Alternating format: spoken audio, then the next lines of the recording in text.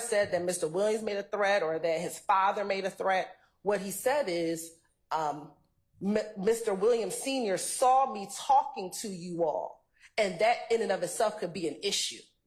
Not that Mr. Williams Sr. threatened him, not that Mr. Williams Jr. threatened him, none of that. What he said was, me just talking to you here could be a reason that I can be harmed. And he was concerned, he was wavering on whether or not he should give a statement to the police. And he just repeated his concern about the fact that if he's talking to the police, he could be harmed. So the cases in which Mr. Steele cites, Kell v. State, Morrell v. State, Scott v. State, are all cases about actual threats. There are no actual threats here. And these cases cite to the proposition that these actual threats, the state in these cases elicited these actual threats to show consciousness of guilt. That is not the case here at all. And so based on 24-6-622, based upon 24-6-622, Your Honor, we believe that Mr. Murphy's feelings toward his gang, towards the fact that the perception he believes will happen if he is found to be snitching is relevant. Is a relevant discussion here, especially given the fact that now he's testifying, he's given some inconsistent statements. There's a reason behind that, and that's what he told the police in these interviews back in 2015 as well as 2016, Your Honor. And the cases that Mr. Steele cited as well were all cases about threats to testify at trial.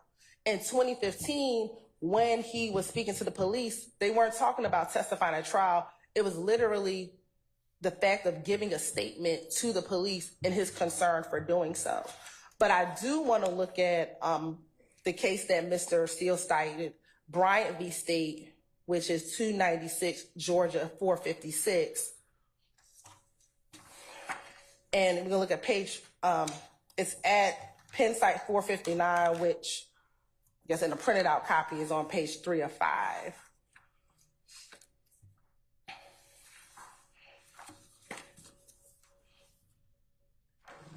And what the court said in this case is the defendant, who was Bryant, complained that his lawyer failed to object to Foster, who was a witness, testimony that he was threatened about testifying in this case, and that as a result, he was placed in protective custody.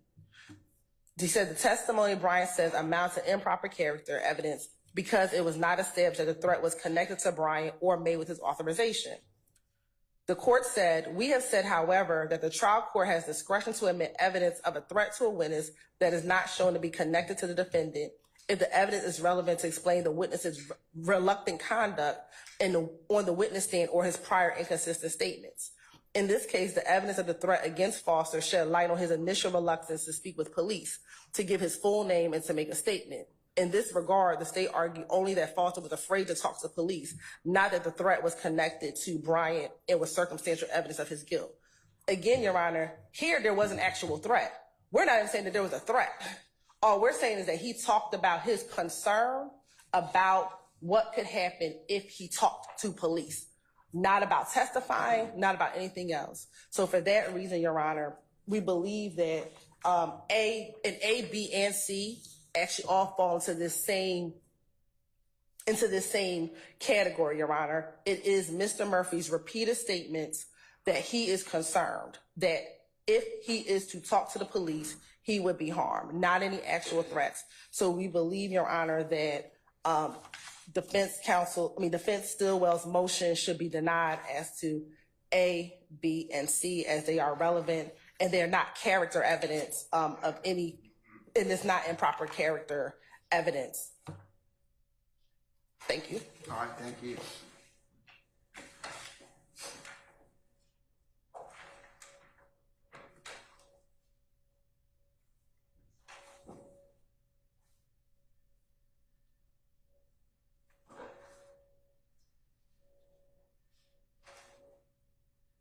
And if I can add one more.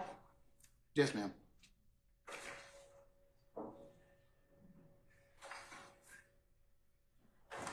This is the 2000. case, but still good law. It said the defendant's character is not placed in evidence in the sense that doing so is prescribed, where the evidence offered for another purpose may tend to incidentally do so. In general, the state of a witness's feelings toward the parties and, in this case, her relationship to them may always be proved for the consideration of the jury. And that is in Burrell, Burrell v. State, 293, Georgia Appeals 540, and that's at Penn Site 541 and 542.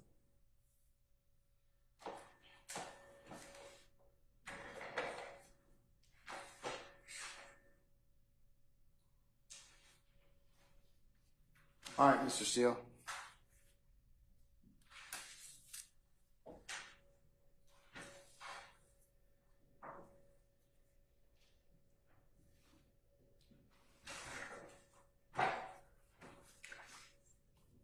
Good morning, Your Honor. Good morning, everyone. Good morning, sir. So, Your Honor, I gave everyone Bryant, B-R-Y-A-N-T versus State. It's 296 Georgia, 456, 2015 case.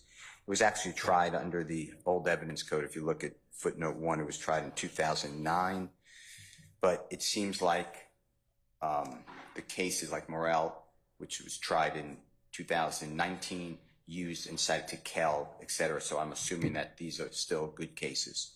If they're not, I'm not trying to use old law, but that's how I read it. So what happens is I assume that the state has come off, and the court, I heard the court clearly, so I'm not going to argue anything that doesn't tie to Mr. Williams. So clearly all those other cases would not render it admissible because it's inappropriate character evidence that someone was threatened if it doesn't tie back to the accused. So I understand the state's not going down that road, so and I heard what the court said, so I'll abandon or endorse that argument but not talk further.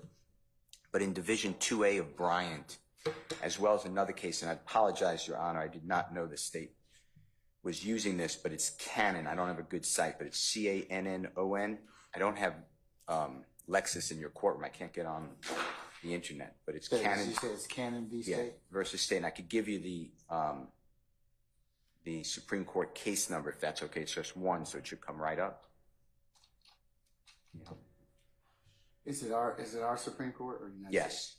And it's S as in Supreme, 10, like the year 2010, A as in Elisa or Alpha, 1055. So it's S10A1055.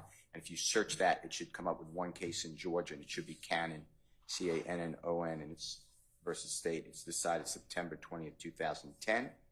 I'm also presuming this is still good law under the same theory, and it's Division 4.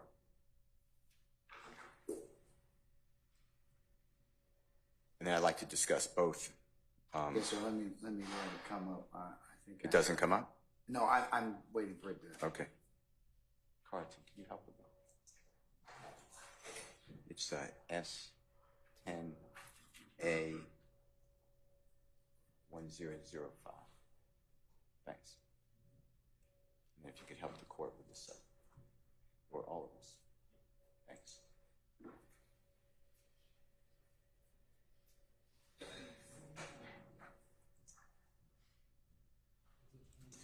Yes.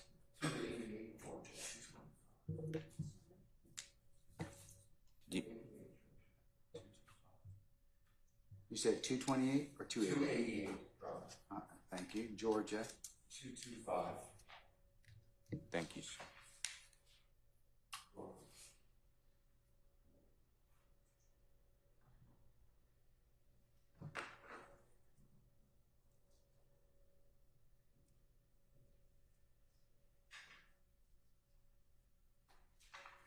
Sure, I got the right canon. When was it decided? September 20th, 2010.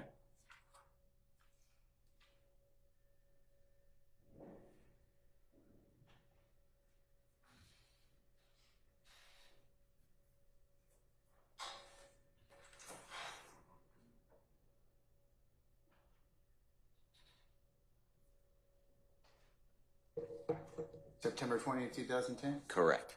All right, I have it. And it's in Division 4, and it's going to coincide with Bryant versus State, which the court already has from 2015. And in Division 4. Hold on 1 second. Okay. It's 288 Georgia 225. And Division 4. You're welcome. Thank you.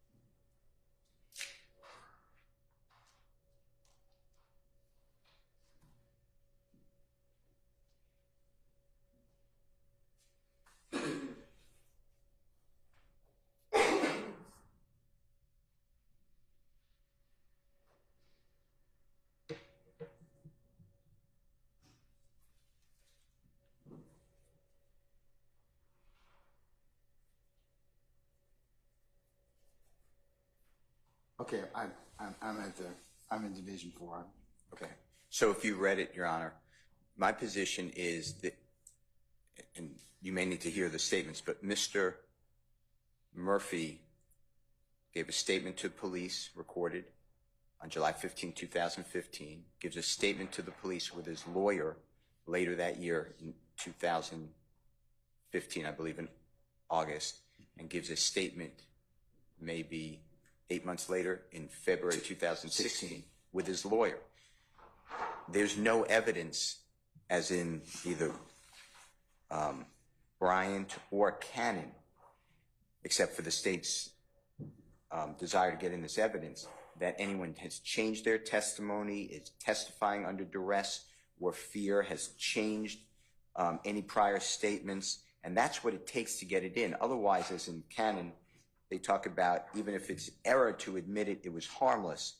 And in Bryant, they being the highest court in our state, talks about, and I'm just quoting from Bryant, we have said, however, that the trial court has discretion to admit evidence of a threat to a witness that is not shown to be connected to the defendant if the evidence is relevant to explain the witness's reluctant conduct on the witness stand or his prior inconsistent statements.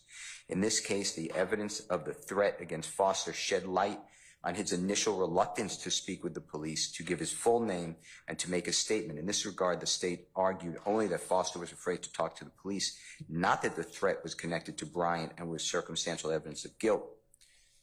And therefore, Your Honor, it was okay to admit. Here, there's not a scintilla of argument or impression. You know, you are the gatekeeper, so you make the determination, but that Mr. Murphy has done anything to go back on his statement, go back on his plea agreement, not talk to the police, not want to, the fact that he made a statement that this could harm me is very detrimental to Mr. Williams. It's not only detrimental to Mr. Williams, I assume that's why Mr. Chart filed the motion. It's detrimental to everyone here because it gives this impression that there is duress or fear. But unless they could show it demonstratively, it should not come in, and that's why. That's the general rule. That's why I want to show you Cannon and Bryant.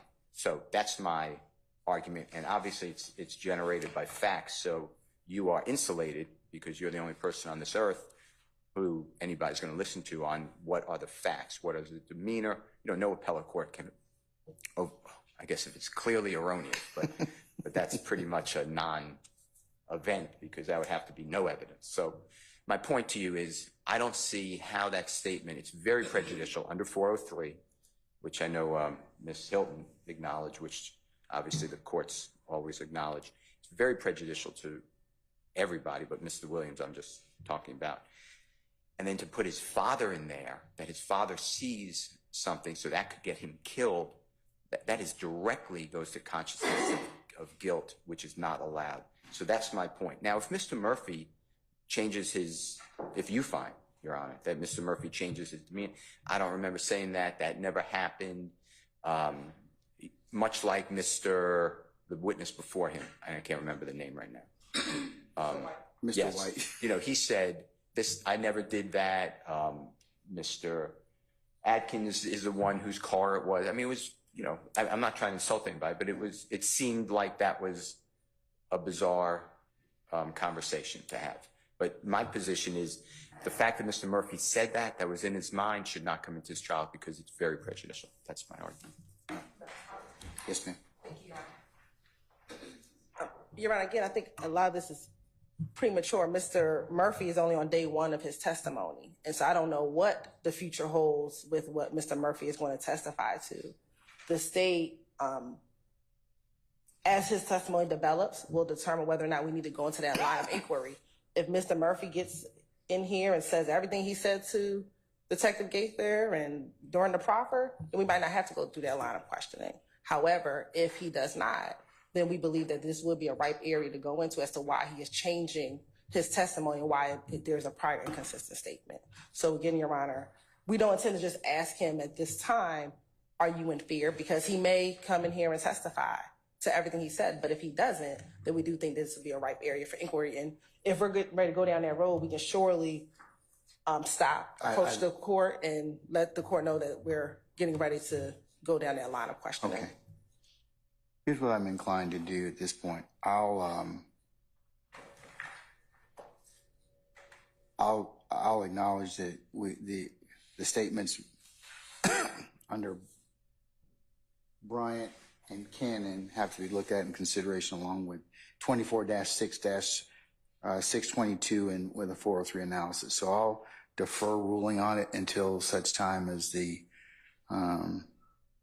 evidence is presented. I'd ask that the state stop or the defense insert so I could go ahead and reconsider depending upon what Mr. Murphy testifies to. At this point in time, like I said, I'll defer ruling on A, B, and C. So at this point, is there any other things I need to take up? What about this other statement at 1:40 on August the 18th of 2015? Your Honor, the state does not intend to act any conclusory statement, so the state does not.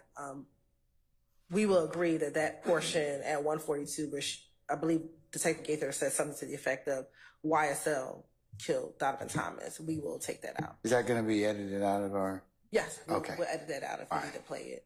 And I think there was one more, which was K, which was the August 18th, 2015 statement with Investigator Dennis and Mr. Murphy opining about Dennis's theory.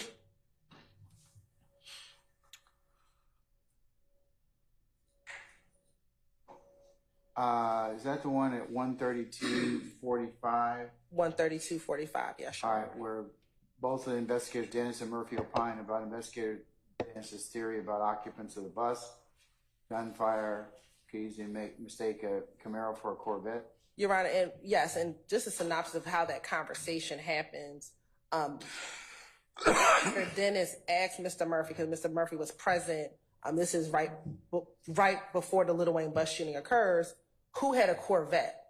And Mr. Murphy responds, no one had a Corvette. They did have someone had a Camaro. And then they then go into a discussion about whether or not someone could mistake the Corvette for a Camaro, especially under gunfire. Especially if people are in a bus and there's gunfire, could one mistake a Corvette for a Camaro? And Mr. Murphy says, yeah, someone could, given anyone shooting, you could mistake a lot of things. And that's the synopsis of that, Your Honor. I don't believe that there is any reason why that can't come in. That's just a dialogue. It's speculation, though. Mr. Murphy knows that it's a Camaro. Mr. Murphy knows that it was a Camaro and not a Corvette, but that the look of a Camaro. How does he know? Well, it's in because he was there. Okay, but it's Dennis and Murphy's statements. Right. So they're having. They're asking your witness to speculate. No, the witness is Murphy. Murphy is present. So Murphy knows that it's a Camaro. And what Murphy is saying is you can mistake a Camaro for a Corvette.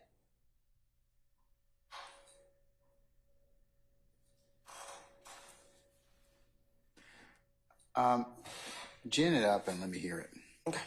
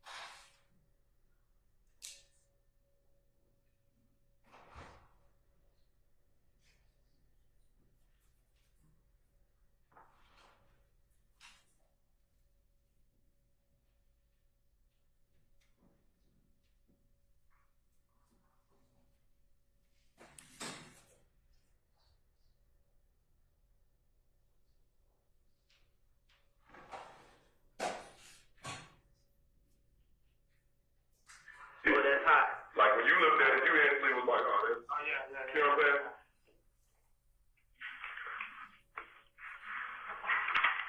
Anything else?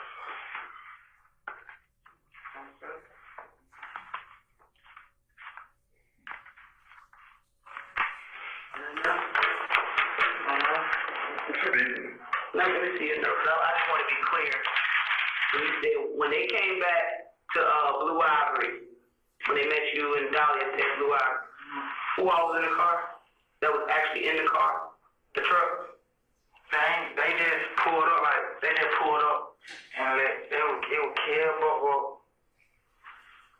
Shannon, and Boo. Kill, Shannon, and Boo was driving. I think Kill got out, Shannon got out and ran in. I was like, tell Dolly, come on, I was saying. So we came out.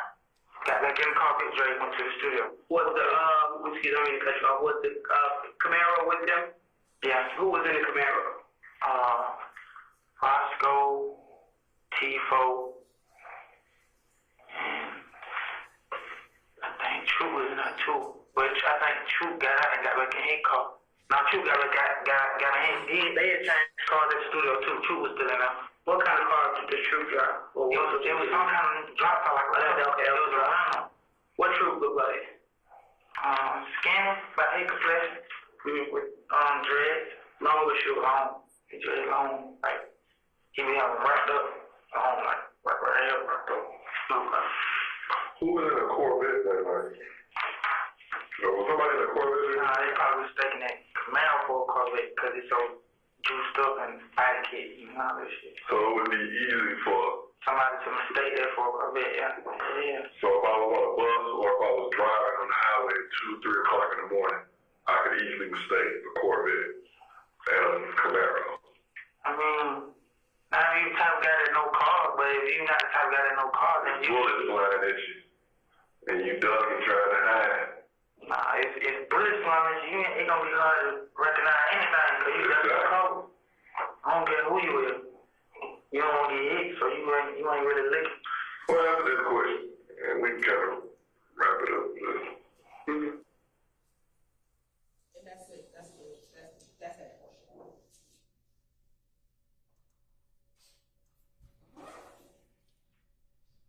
All right.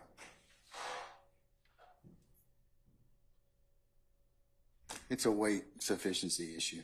It's not really. I mean, the jury's gonna take it in context of what is being said. So, Judge, I just want to be clear. I'm not arguing that Mr. Murphy can't say what he saw or allegedly saw at Club Compound, and who he saw in certain cars or who he saw in certain cars at Blue Ivory. My issue is when they start having conversations about how easy it is to mistake a Corvette for a Camaro, and then hypotheticals about, well, what if you were on a bus getting shot at? Could you mistake a Corvette for a Camaro? That's really the province of the jury, and that's really an argument that the state can make in closing. But they're not experts. Mr. Murphy's not an expert car dealer, nor is Investigator Dennis, and they are going way beyond lay testimony. I didn't hear anything about a hypothetical. Is that? Well, yeah, he said, well, what if, he says to Mr. Murphy, well, what if you were on a bus and there's shots being fired? Could you mistake? Mr. Murphy wasn't on a bus.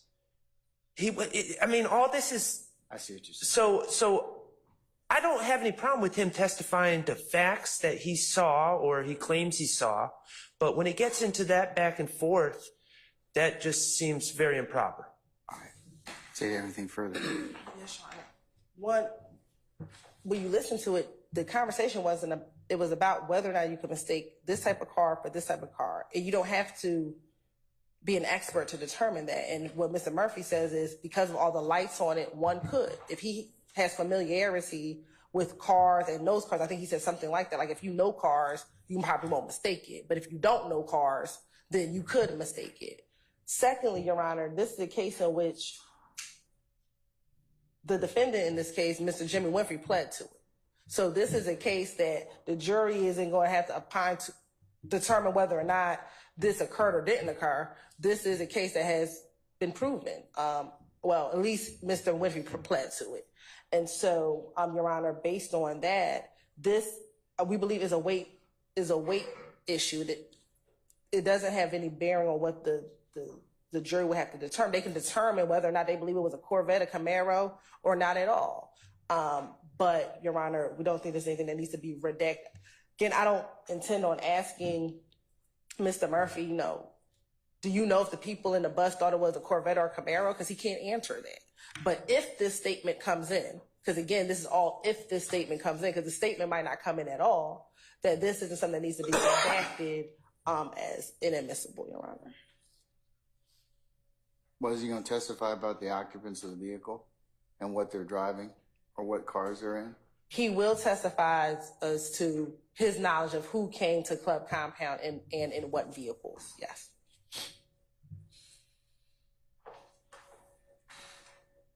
Well, we're going to ask him that question. I don't know what he's going to testify to, but we will be asking him that question with a good faith basis that he's previously given an answer. All right.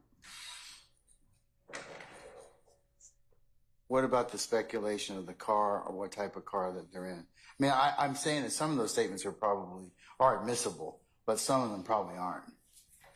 Well, the investigation around it led to the fact that it was a Camaro.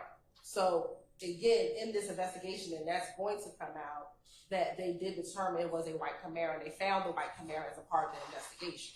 So there's no determination whether or not it's a Corvette or a Camaro. We know it was a Camaro because that car was found as a part of that investigation. I think the part that we're not It's the I think the hypothetical. part that we're not articulating well, to Your Honor, the context is the occupants of the bus initially stated, at least one or two of the occupants, that there was a Corvette following them. So that was the initial report. And the state is saying that Jimmy Winfrey was in a Camaro, and they found this Camaro. And it is true that Jimmy Winfrey entered some sort of plea, but all that's fine, but that still doesn't allow two people on a tape to start speculating about what other people, how they could mistake Corvettes for Camaros. All that is just argument. And, you know, they're saying, well, we have it all figured out, it's plain as day. Well, then why even include that argument in their case if it's that clear? So I'm gonna ask you to take it out. So there's just a lot of speculation at that. So I agree with you. You can ask about the cars and everything else, but just take out that particular issue, that the colloquy with them speculating about shooting and could easily mistaken the Camaro for a Corvette. So let's take that out.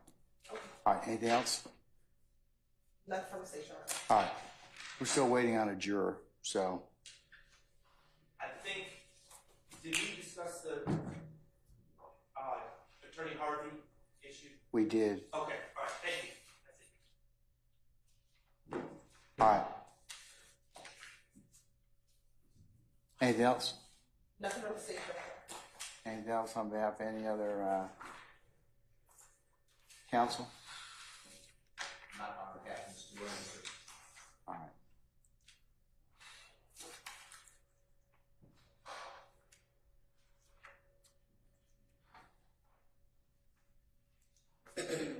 You want to please? Madam, you may. May I, Your Honor? No. Please, Yes, you may. Thank you. We're in recess until I hear get an update on our juror.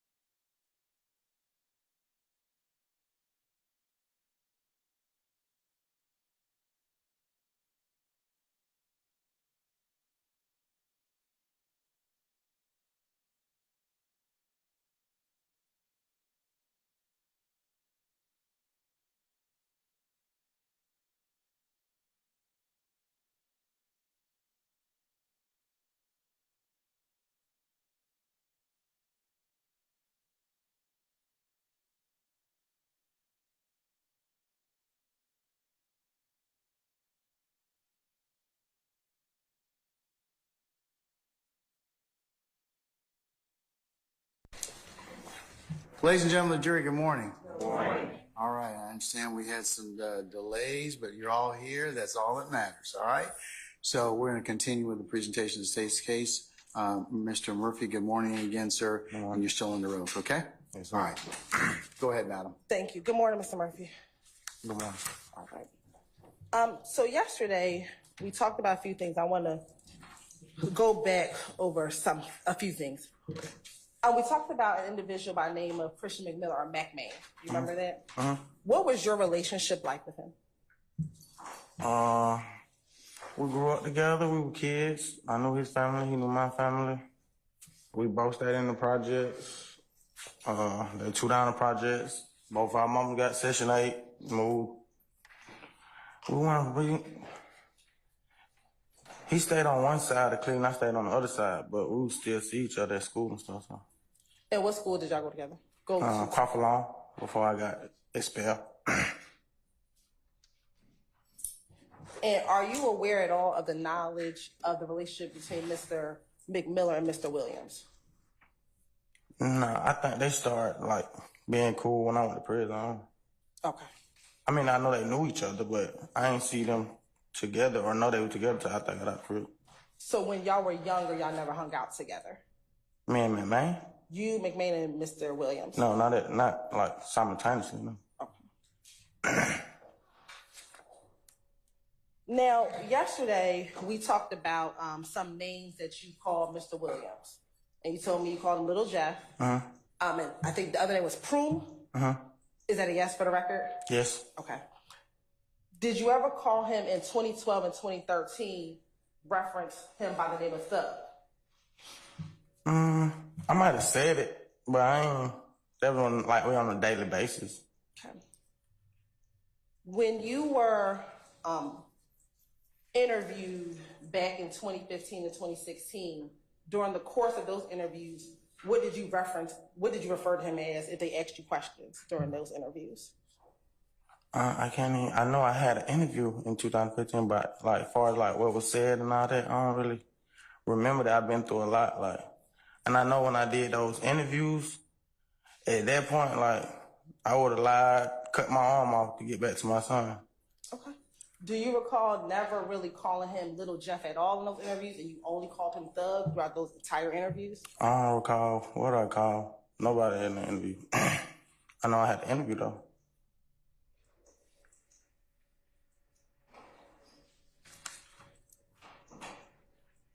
Now, we talked about yesterday when you were a part of the group Red Cartel.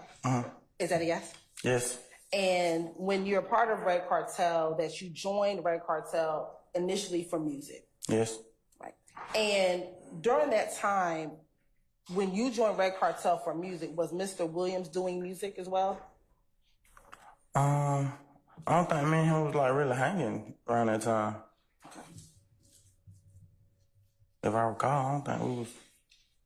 I knew him, but we weren't like every day then. But were you aware if he was doing music at all at that time? When you were with Red Cartel?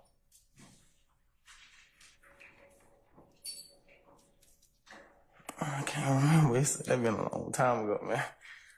He been doing music a long time though. Let's go back to around 2012 when you said YSL was formed. Yes. If you were already a part of Red Cartel, which was a music group, why was there a need to form YSL to do music? So, a lot of the guys I was in Red Cartel, we had like went to prison or like moved on with their life, like gay wrap up. And in between that time, I had like gay wrap up too. I had to find a way to pay bills. I was my mama's oldest son, and we kept getting put out, lights off. You said you had to find a way to pay bills? Yes. And what way did you find to pay bills? The streets. What do you mean? Any means in the streets. I didn't have a job, so if I had to take it, if I had to do whatever, I had to get it. I was my mama's oldest son. I was the only man in the house. And when you say you had to take it, what do you mean? Robbing.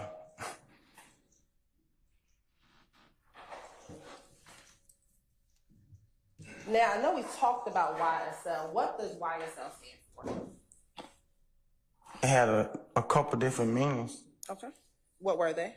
Young slime life, young successful life, young successful lifestyle. A couple different meanings. What came first?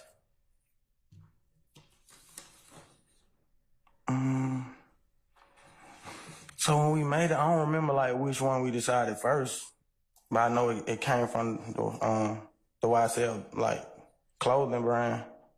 So between were you calling yourself Young Slime Life before Young Successful Life, or were you calling yourself Young Successful Life then Young Slime Life? I can't remember which one it was first. Okay. I think when we was thinking about the names, like both of those was an option, and then like both of them just stuck. What does slime mean? It means a lot of things. I from my recollection, I first heard it in rap before we even came up with YSL. You first heard who rap? I heard it in rap, like rap songs, rap lyrics. So what did it mean when you heard it in a rap song? I think it meant like different. From my understanding, I thought it meant different meanings, like brother, my partner, my blood, you know. When you all created Young Slime Life, what did you all want or define it or want it to mean? I think like my brother. So why didn't you call yourself Young Brother Life? That don't even sound like that. It's not appealing to the industry. That one, Young Brother Life, that one. So you said that it was multiple meanings. So one meaning was brother. What were some of the other meanings behind slime?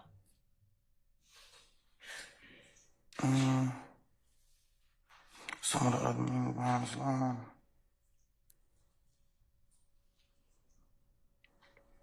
My brother, my blood. Like when I say blood, though, I mean like my blood, like thick like blood.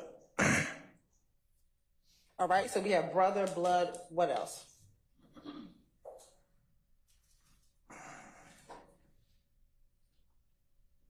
We weren't really saying it back then, but like my twin, they saying that now. That's popular now. Like my twin. So was slime only to reference the relationship between you and the other individuals? Yeah, like it was thick, like Ned and Cabrera type. It was like I don't really know the word, but it's supposed to mean like unity. Now, yesterday, we talked a little bit about sex, money, murder. Do you remember? Yes. When it came to the formation of YSL, were you YSL before you were claiming SMM, or were you SMM before claiming YSL?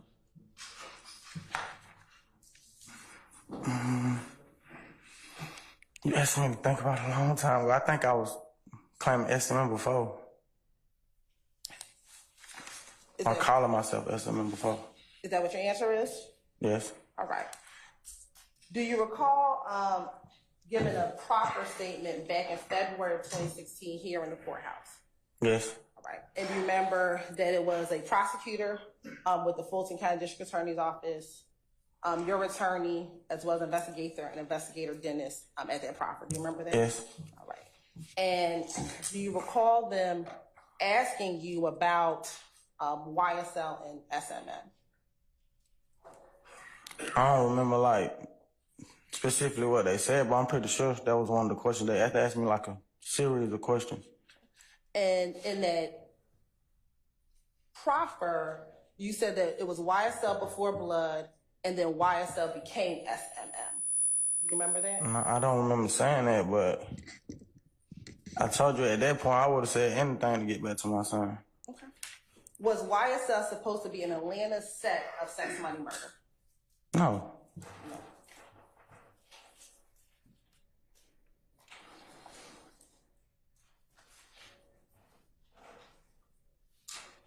Was there any decision by you, Slug, Little Jeff, about not going under or being a part of the sex, money, murder structure? I don't think it was like assessment. I think it was like being blood, period. I recall something like that, though. Like a conversation like that. At the same time, we was coming up with all of it. And when you say you recall a conversation like that, what did you? I think I was one of the ones who was saying we needed it because I had already been calling myself blood. And I knew, like, it was other big rappers that was calling themselves blood that made it easily.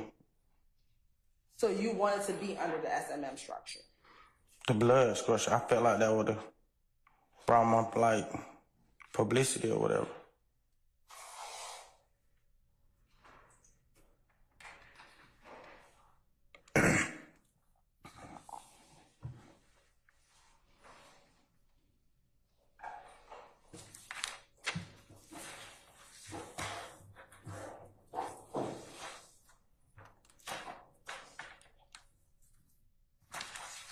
Now, I think yesterday, right when we left off, we were talking about whether or not YSL members had to assist with payment of bond or putting money on people's commissary. Do you remember that? Yeah, I know. Yes, I remember talking about it. Did members of YSL have to assist with payments of bond or putting money on people's commissary? I think I answered that yesterday. I told you, like, it wouldn't have been, like, mandatory or nothing like that, but... Do you recall in that same proffer statement that you made here in February of 2016, telling both Investigator Dennis, Investigator Gaither, and the prosecutor that as a member of YSL, you made money however you could get it, that you, if you had to rob, you had to steal, whatever you had to do, and whatever you got in proceeds, you had to give about $150 to a red box or put in a red box to assist with any other member who may have be in prison or who may need money. I'm going to object, Your Honor. Basis. This statement that Your Honor, it's the, I'm gonna rule the objection, okay? do you remember saying that? No, I don't. But I told you at that point. You said February? February of 2016. My son was born in August, and she was 8 months pregnant when I got locked up, so I would have said anything to get back to him at that point. Your son was born August of 2015 or August of 2016? 2015, August 16.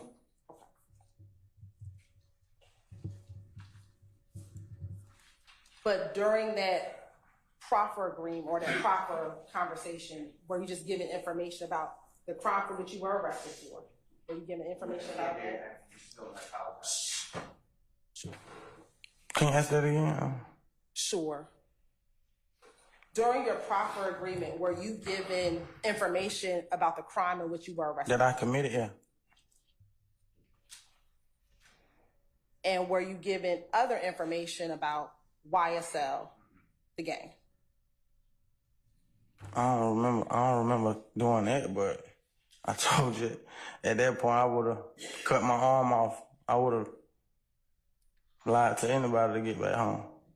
And why would that particular lie about what YSL did as far as money help you get home? I don't know. I don't remember. I just probably was saying it, thinking it'd help me get back home. I don't know. So are you saying that did not occur when you were part of I don't YSL? remember it. I know I had an interview, though. They asked me a series of questions. I don't remember the questions. Let me ask, And I don't remember my answers to the questions. let me ask a better question. Are you saying today now that you did not have to give $150 and put into this red box? I never did that. You never did that. Did other people do that? Not by my knowledge. So why would you say that during that interview? Trying to make it. I'll stand the objection.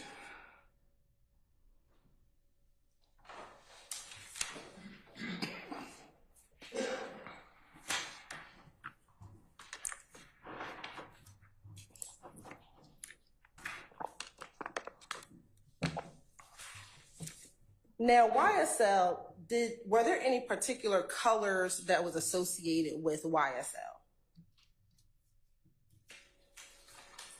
I mean, it wasn't really associated, but the color of slime was already green, and we was calling ourselves Young Slime Light, so it was just like,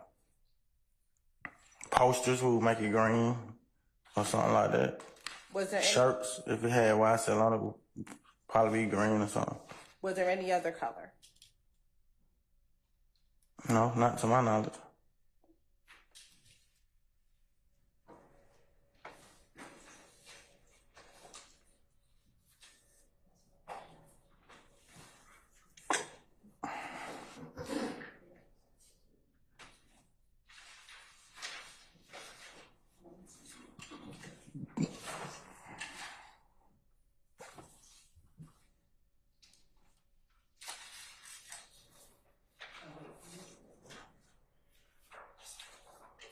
I'm gonna show you what's already been admitted as 1CC. Do you remember that from yesterday?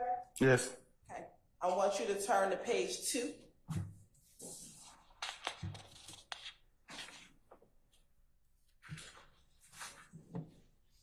And I want you to go to number 6. Excuse me. Number 4, which says defendants acknowledge. Does it say defendants acknowledgements when you look at number 4? Yes. And then 4A says, does it say all statements below are truthful? Yes. Okay, I want you to go down to number 6. Did you initial number 6? Yes. And what does number 6 say? Some of the identifiers of YSL are Okay, what does it say at A? wearing green or red bandana. Now I want you to also go down to number 7. Did you initial number 7? Yes. What does it say? Some colors of YSL are red for blood and green for slime. Okay. So was there another color outside of green that YSL used?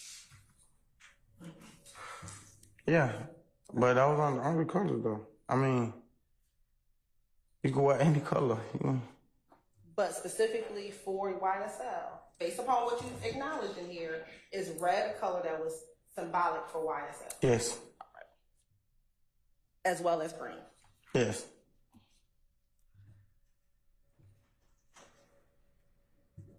When you founded YSL, did you have particular hand signs that you all used?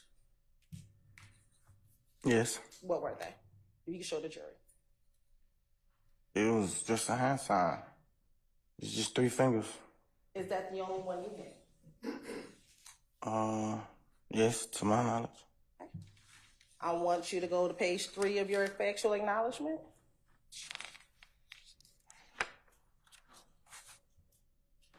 And do you see number 8 at the top of the page? Yes. Did you initial number 8?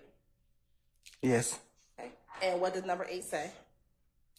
YSL used several hand signs, some of which are wiping the nose with the index finger, curling the ring and pinky finger inward towards the palm while extending the index and thumb with the middle finger slightly curved. So for B, is that the symbol that you just threw up?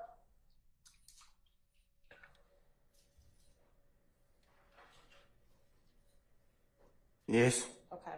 So then A, is that a symbol that you all use? Yeah, but I didn't think that was like a hand sign. That was like a hand and face sign. Okay, so you consider that a hand and face sign. Yeah. Can you demonstrate that hand and face sign for the jury? It's just like wipe your nose. Okay. Do you do it like what you just did, or do you do something else? You just wipe your nose. Okay, so you do both. This, which is like grabbing it together and then wiping it with one finger? No, just one. Just one finger? Yeah. Okay.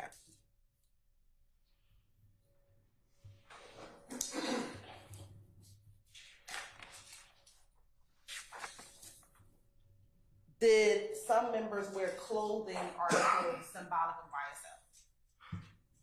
Did some, you mean like the designer or? No, not the designer. Well, did people wear YSL the designer back in 2012 and 2013? Yeah, it's a popular brand. Okay. What about shirts that just talk about YSL, not the designer, not Yves Saint Laurent, but YSL Young Slime Life? Yeah, we promoted the record label with shirts that said YSL. Before there was a record label, were you having shirts that claimed YSL on there? I ain't really sure what year it became a real record label, but yeah. Okay. So you're saying before it became a record label, y'all wearing shirts that had YSL? Yes. Did some individual wear jewelry that had YSL or slime? Yes. Black. Yes. Is there any? Right there. Yesterday we talked about black. You remember us having a conversation about black? Outside of black, was there any other language that members of YSL would use?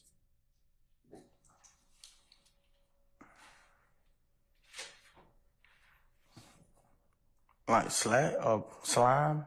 Okay. Anything else? Not to my knowledge, that was it, I think.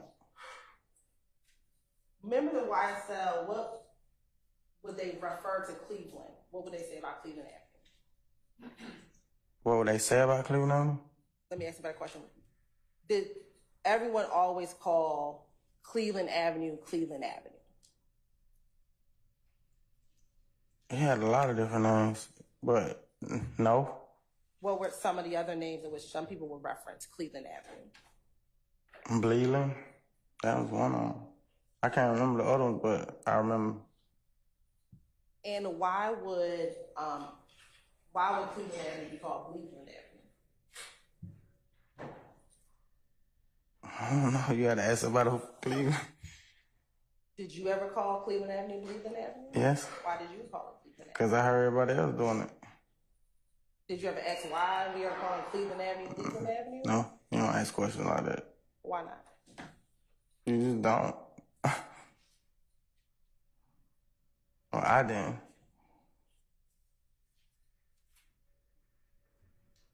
Now, you talked about your Twitter account back in 2012, 2013, 2014. Were you on any other social media?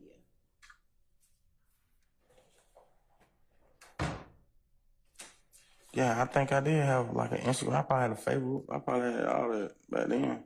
And did other members of YSL have social media? Yeah, everybody had social media. On social media, were there particular emojis that members of YSL would use? Or in text messaging? Yeah. Okay. What were some of those emojis? A green heart, green snake.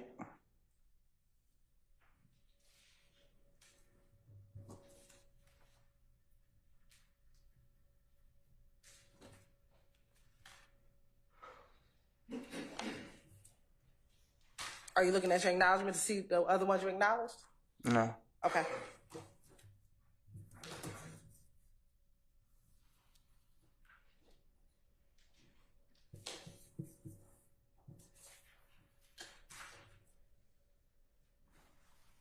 Are you still thinking about others? No, you said song. Okay. Looking at Stacey Exhibit 1CC, page 3, were there other emojis that you acknowledged were some of the symbols that YSL used? Yes. What are they? It say sea blowing nose and green vomit emoji. Okay. And you said it says that. Did you initial and acknowledge that those are some of the symbols that YSL used? Yes. Now, I want you to take a look around the room. And besides Jeffrey Williams, can you please identify other members of YSL?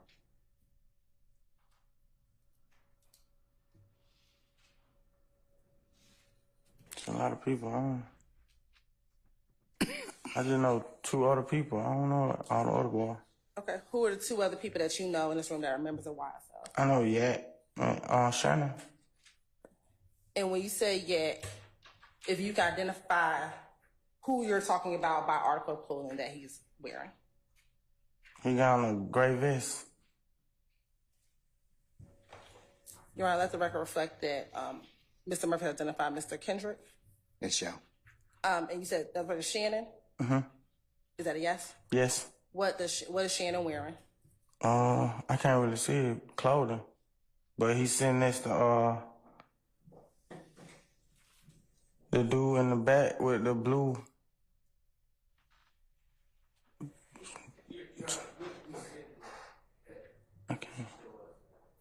The record will reflect so.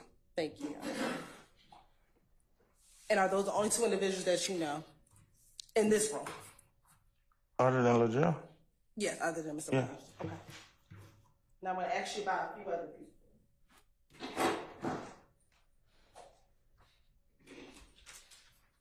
Do you know if an individual by the name of Khalif Adams, also known as Bobby Hunt, is a member of YSL? Bobby Hunt? Yes. Do you know that name? I met him in Rush Street like a minute ago. Okay. To your knowledge, was he a member of YSL? I don't know. He from the West Side. I don't know.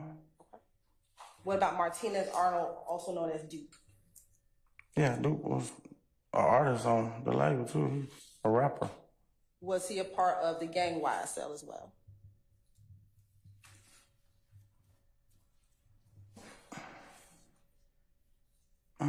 I mean, yeah.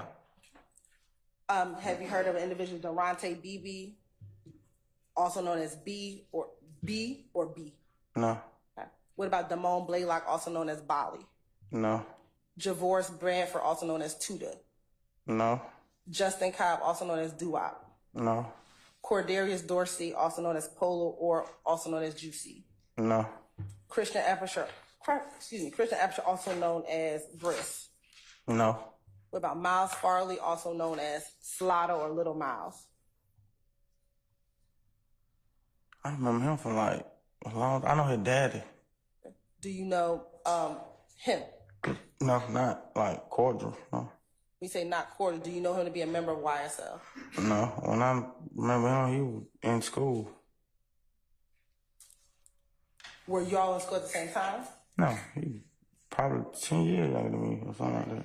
He's much younger than you. Yeah. What about Javon Fleetwood, also known as Fortray, also known as Psycho? No. Demekion Garlington, also known as D or also known as Scarface? Yeah, I know Scarface. Okay. Do you know him to be a member of YSL? I don't know. He from the West Side too. I don't think he was YSL. I think he was Objection, Your Honor, causes speculation. I stand the objection. I'll form the question. Do you know if he was a part of another group? I think he was with McCannaville. I don't really know if he was with nobody else. What about Quantavious Greer, also known as Uncle? I know his family. How do you know his family? I grew up with him. And is he related to anyone? Is he related to Mr. Williams? Yes. Objection, Your Honor, relevance. Overruled. How is he related to Mr. Williams? That's his brother. Was Unfunk a part of YSL? Umfung was in prison when we came up with YSL. I don't see how that would coincide. Okay. When he got out of prison, do you know if he was a part of YSL? I was in prison when he got out of prison. Okay, so your paths didn't cross on the street. Until you put me in Rush Street with him. Okay. Marquavius Huey, do you know that name? Or Quay? No. You talked about Yet Gotti. What about Sergio Kitchens, also known as Gunna? No. Never met him a day in my life. What about Woody Lee, also known as Slime Life Shorty? Never met him until you put me in Rush Street with him. What about Demise McMullen, also known as Nard? Yeah, I know Nard. Okay, is Nard YSL? Yeah. What about Tinquarius Mender, also known as Nard, or also known as Stunner? No, I don't know that person. You don't know him? No. What about Jaden Myrick, also known as Set Trip, and also known as J-Man? Never heard of him. Quarmavius Nichols, also known as Quay. No, you just already asked me that person, didn't it? No, I asked you about Marquavius Huey. You said no to him. And Quarmavius Nichols, is that No, him? I don't know. What about Rodalius Ryan or Little Ride? No. Antonio Sledge, or aka Moontonk? Yeah, I know. And is he YSL? Yeah. All right. And we talked about Trontavious Stevens. He's YSL? Well, he's the founder with you. I already answered that. What about Antonio Sumlin Obama, also known as Obama? No, I think he was in prison when I was on the street, and then when he came home, I heard him though, like I know of him, but we never crossed paths. You know of him being part of YSL? No. Right. And then what about Jimmy Winfrey, also known as Roscoe or Pee Wee Roscoe? Yeah, I know Roscoe. And it's Roscoe YSL. See, that's where it get tricky. I don't know if he was like I just know him from working with the label. I don't know nothing about him being in the streets. Okay. Now, what about Kelvin Treadwell, also known as OG Bentley? I remember that name. Yeah, that's the older dude from the neighborhood. You said you only remember his name. Do you know who he is? I had to think about it. He an older dude from the neighborhood. Okay. So do you only know him as an older dude from the neighborhood? I hung around him before. Like, I went to the club with him, kicked it with him. And is he a part of YSL? I think he another person who I think worked for the label for like a slight second. Prior to a label being formed, was he a part of YSL? No. Okay. What about Kenneth Copeland, also known as Little Woody? I heard of him, but we never like hung out on him. Are you saying you've never been around Kenneth Copeland? In the club. Okay. Is he YSL? What about Darius Ford, aka Big? Do you know him? No, I don't know that person. We already talked about Christian McMiller. Outside of Jeffrey Williams and Trontavia Stevens, with any of the other individuals that you've identified as being part of YSL, do you have any close relationship with them? No.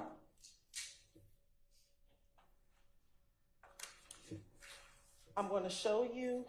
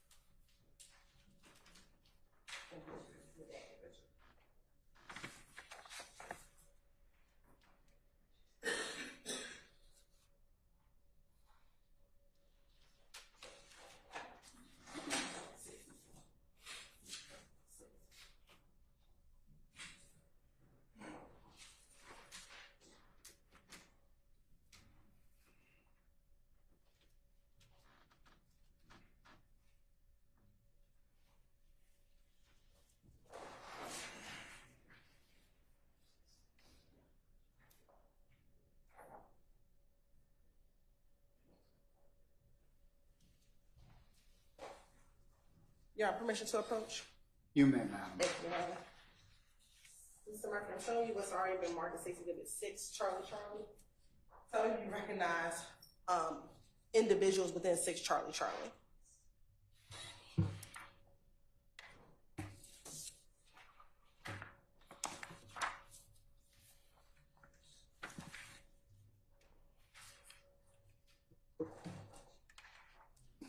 Yes. And how do you recognize the people in 6 Charlie? What you mean? How do I recognize them? Like, How do you know them? from being around them. Okay. And is that a fair, accurate depiction of the individuals that you know within that picture?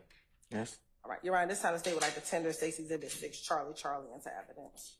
Any objection to state 6 Charlie? Your Honor, it's the same thing with the words, but I was told that those would be redacted as long as that's true. I have no problem with these images.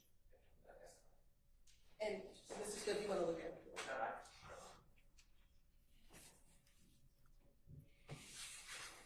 All right, 6 Charlie, as redacted is admitted and may be published as you see fit.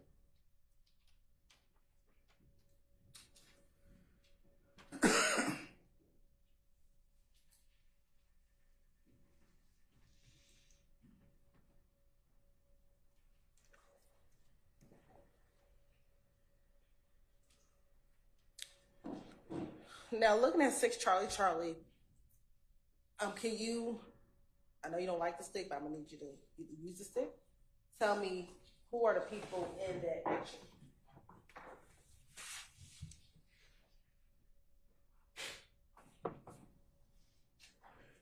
I don't know who that is in the back. But Which in the back? This person here? yeah, I don't know who that is, but that's me in the green, and then that And then a white shirt. That's Dolly. Right here is Dolly? Uh-huh. Okay. Do you know who that other young lady is to the back? I think, yeah, that's Dora. Okay. And is that the same Dolly and Dora that we talked about yesterday? Mr. Williams' sisters. That I grew up with? Yes. Yeah. Now we'll also show you Mr. Murphy what's already been admitted as 18U.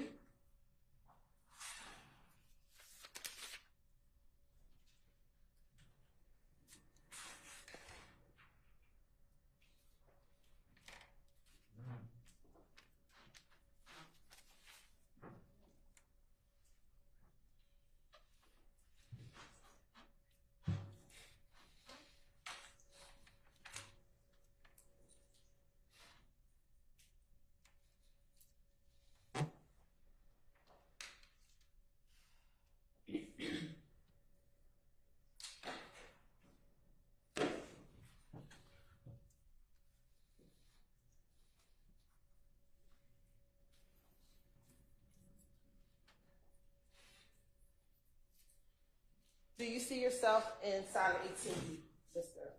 Murphy? Yes. Okay. And where are you depicted in that picture? At the bottom, left. And do you know anyone else in that picture? I know 2 other people. Who are the 2 other people that you know in that picture? That Buck right there, and then that Okay. that's Buck, yeah. Where? Who's Buck? To my right, I think. Which Yeah. one? Right To here. the right, yeah. Okay. And then that tick with the white shirt on, yeah. Right here. Uh-huh. And is this that same individual that you did not know from yesterday? I don't look like the same person? know. I don't even remember him. He was younger than me. Okay.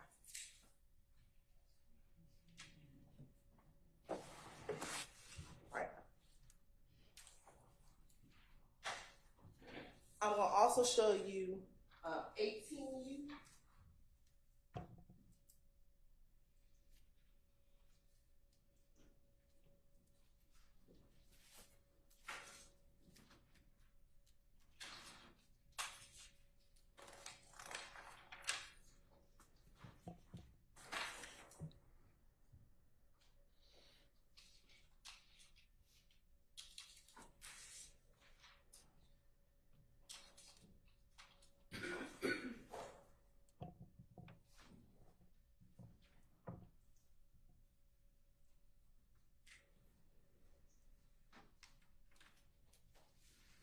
Now,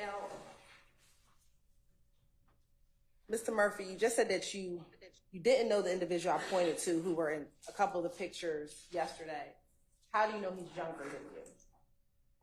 I don't remember him like that. I remember him just being younger than me. I seen him around though. Okay, so you know who he is, but you just you never had a conversation. Yeah, I never really was cordial with him. I ain't never. Okay, so you know him, but you didn't have a relationship or a friendship with him. All right. Now I'm going to play was already been admitted as exhibit 18U. Mm-hmm.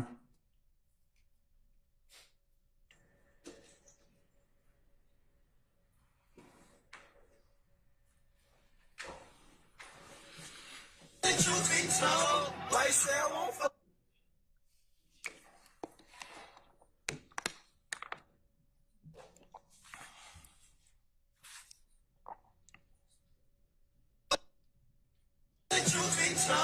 YSL won't fall. Pick his ass off from the balcony, walk into the house and change clothes. YSL wipe a nigga nose. We don't give a damn if it's indoors or outdoor. We gotta have that. Honestly, truth be told. Now, is that you holding the camera? Yes, that's me. Okay, where are y'all at in this picture? I don't even remember where we was at. Okay. I remember we were promoting that song though. Is that tick to the behind you? Yes. Now, if you pan to the other side, do you see the individual little dear Quindarius Zachary also in this video as well? The one who was in the other picture? Yeah. Yeah. Okay. And it was Mr. Williams in that picture? Yeah. And you don't recall, is this off of Cleveland Avenue? Like in the Cleveland Avenue neighborhood. Right.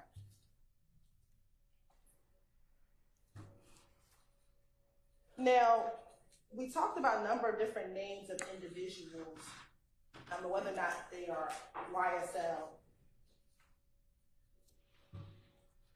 How did you determine if those people were in YSL? Because initially it started off as you, Mondo, Slug, and Mr. Williams, right? But there are a number of different names that we just talked about. How did Shannon become a part of YSL? I just remember him from being at the studio rapping with us. So, I mean, that's how I even met him, at the studio. And at the club promoting.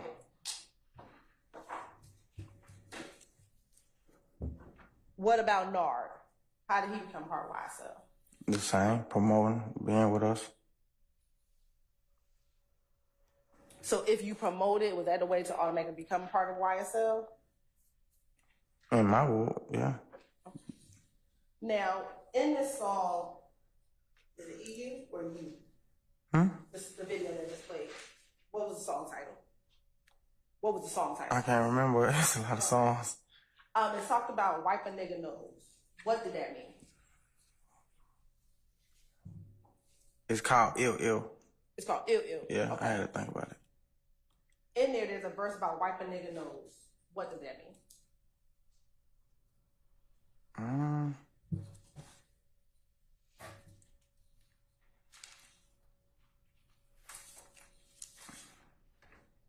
What does that mean?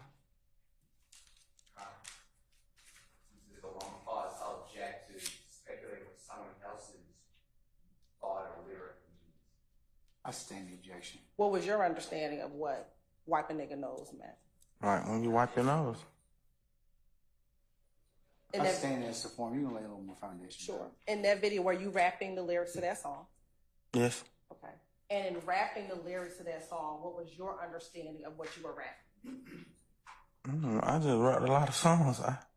I like music. If I like the beat and the lyrics, then I just rap it.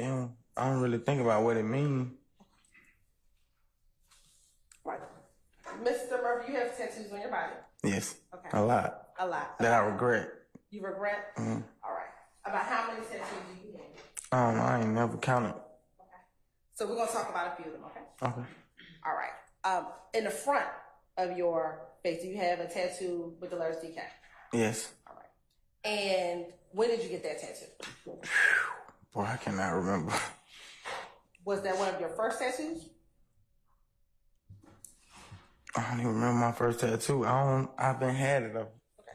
Okay. I can't find a picture or nothing. My mama don't even got a picture with me without it. Okay. So about how old were you, do you think, when you got the tattoo? No, I started getting tattoos in middle school. And why did you get DK tattooed on you? That's my name. Why did you choose that placement in the middle of your forehead for DK? Because I wanted to be a rapper and I seen rappers doing it. Is there any reason why the K is backwards? No, I just wanted to be different.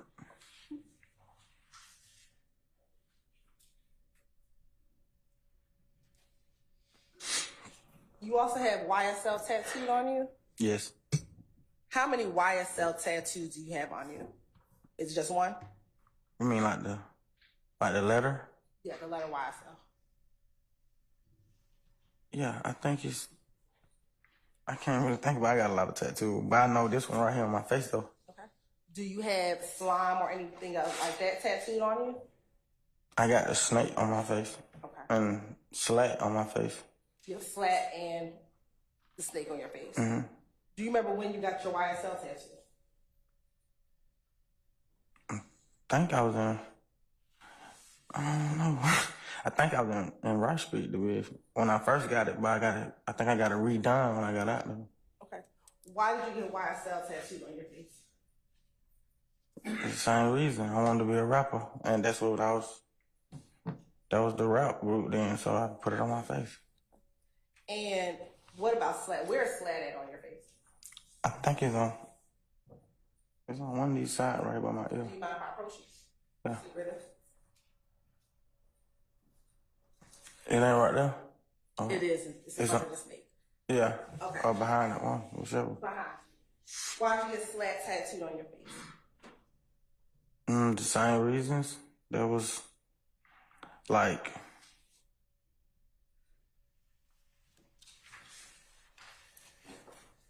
I don't know how to put it, but that was like our motto for like the group. So that was like one of the things we said. And when you said, was that the meaning of slime love all the time? Yes. All right. And then what about the snake? Why'd you get the snake on your face? Originally that's supposed to have been like the logo. So it would be like a Y, a snake, and then an L, like for like shirts and stuff like that. And what color is the snake on your face? It's green.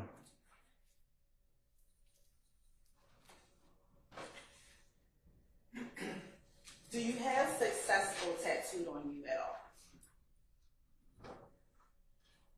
No, I got a lot of tattoos. I don't remember getting that one though. And do you have successful tattooed on your face?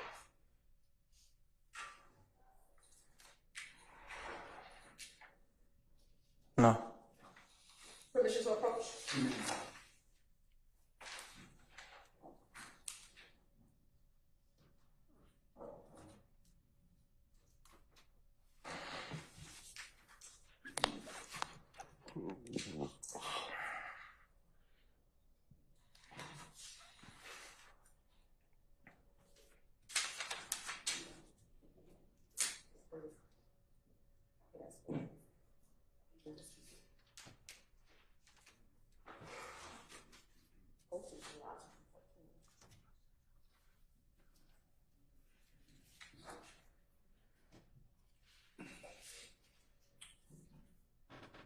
Permission to approach? You may, ma'am. I'm sure he was going to mark this Stacy did 2 Charlie. Do you recognize Exhibit 2 Charlie? Yes. And how do you recognize Exhibit 2 Charlie? That's me. Okay. And is that your Instagram handle?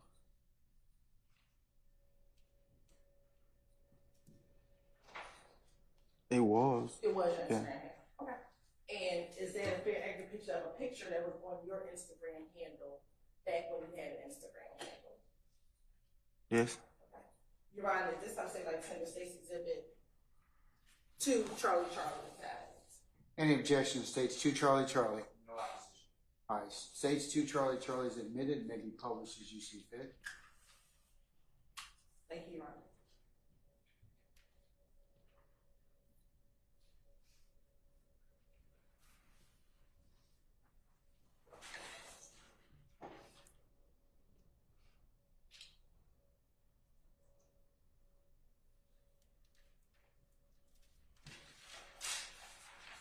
Now, looking at State's Exhibit 2 Charlie, back in July of 2014, when this Instagram post was posted, what was your Instagram handle? YSL DK. And what is the caption that you have on the bottom of this picture? YSL for life. And again, is this you with the YSL tattoo on your face? Yes. All right.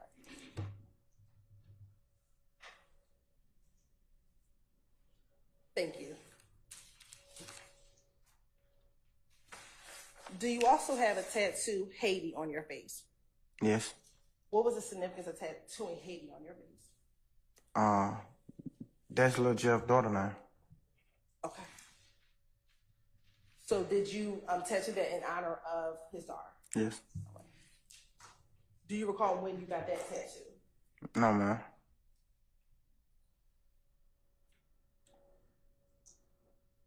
Do you recall, I don't think I asked you if I did, please forgive me, when you got the snake and the slat tattoo on your face? I don't recall when I got it, but I've been had it for a long time though. Let me ask you, which came, did you get all 3 of those tattoos at the same time? The YSL, the slat, and the snake? Is that a no? No. Which one came first? The YSL was first. Do you remember which is the second, the snake or the slap? I don't remember.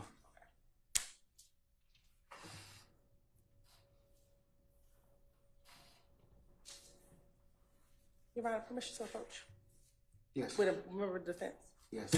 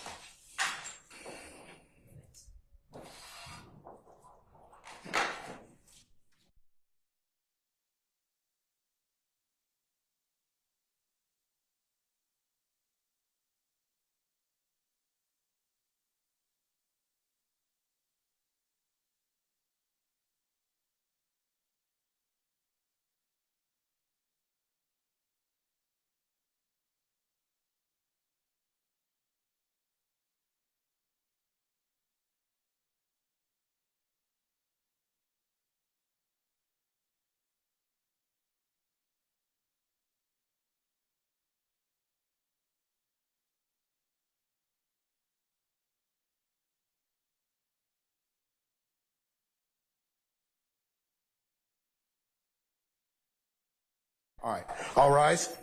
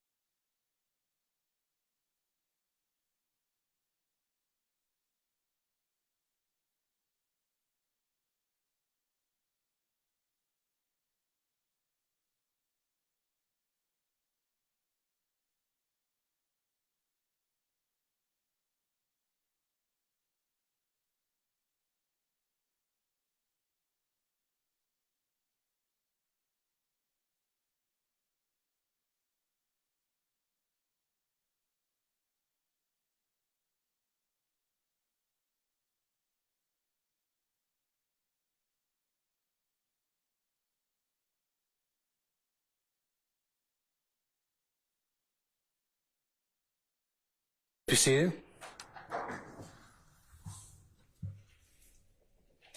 All right, Ms. Hilton, you may continue the examination. So my last question on your tattoos, particularly YSL, the slat, and snake.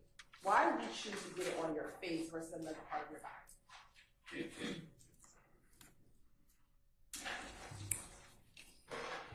I wanted to be a rapper. When I was getting them, that was popular what rappers was doing, putting tattoos in their face. What was popular what rappers were doing? Putting tattoos in their face.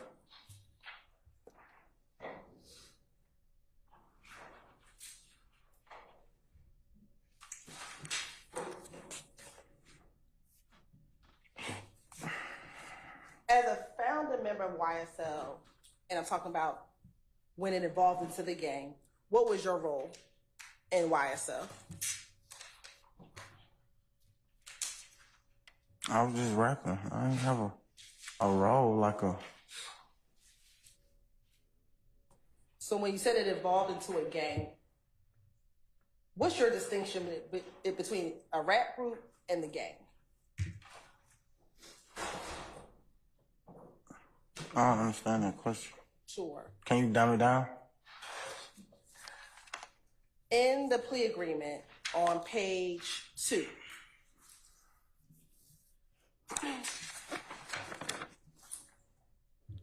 section 4A1, it says that YSL, otherwise known as Young Slime Life, began as a neighborhood group, but then evolved into a gang. So if it changed from a group to a gang, what was that distinction? What was that change?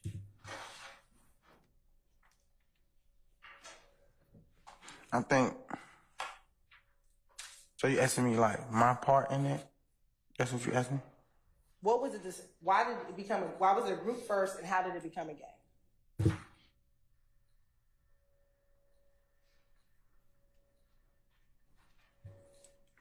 I think it became a gang when I got committed for the crimes I did. Okay, so. And What? I stopped rapping and started back robbing and being in the streets. Okay. Were you the only person committing crimes in YSL that were part of YSL? I don't know what nobody else was doing. Okay. I'm going to actually look at page 3.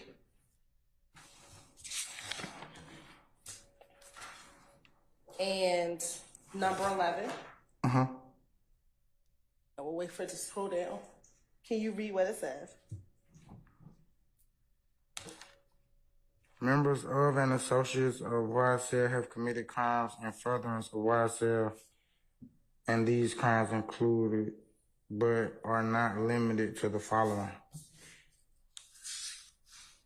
murder, attempted murder, aggravated assault, robbery, theft, illegal drug possession, illegal firearm possession. Okay. And then I want to go to page 4. And I want you to read number 12. I have personal knowledge that members and or associates of YSL participated in or contributed to YSL by committing at least one of the acts listed in 4A. Okay. It says 4A12, but listed in what was before. So again, outside of you, are you aware of other YSL members who were committing crimes? I mean, they was locked up around the same time I was locked up, so. Okay. So who was that? A lot of us got locked up in 2015. It was like, majority, all of us got locked up in 2015. Now,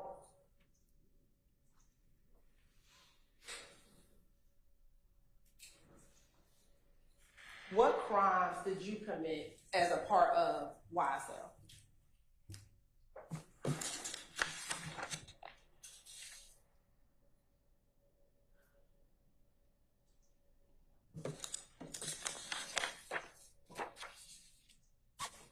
I had a series of charges. I can't really remember. What were some of them? Attempted murder, armed robbery, aggravated assault, the ones that's listed. How many convictions do you have? I'm not sure. I had a lot of convictions. Have you been convicted with any other YSL member for any crimes? Yeah, not. And what was that for? Attempted murder.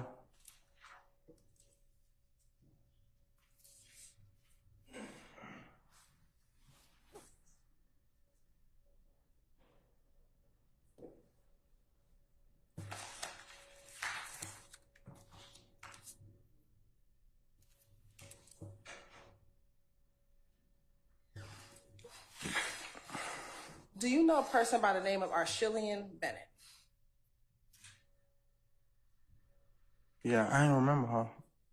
I ain't remember her real name, but you made me remember who she was, though. When was that? When did I make you remember? When we talked that time, I don't remember the date. Okay. How do you know her? How do you know her? I grew up with her. Okay. What do you call her? Shay. And you said you grew up with her. Where did y'all grow up at? Cleveland Avenue area. She used to watch my firstborn daughter. How close in age are you and Shay? I ain't really sure. I know she was out of school before me, so she older than me. I don't know like the exact number. And you said she used to watch your oldest daughter. How back then? About how old was your daughter when she was watching her? I can't remember what age she was. She was a kid though, like a little baby. What year was your oldest daughter born? 2008 or 9, I don't know. I think 8. Whenever I was 17, she was born. Yeah. So when you were 17, so... I think 2008, right? 2008. Mm-hmm. Do you know her to be a member of a gang?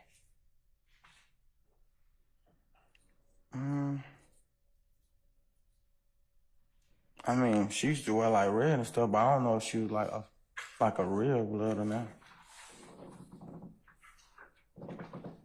You said you know her as Shay. Did you know her as anything else? I don't know. I'll call her number Shay. Do you remember when we met telling me that her name, she also went by LV? I probably did say that. I don't remember that though. I remember like solely calling her Shay. Now, you said that she would babysit your daughter in 2008. Let me ask you, I'm sorry. In 2008, when your baby was a newborn, is that when she would watch your daughter? No, she was like already walking, so she had probably been like 1 or 2.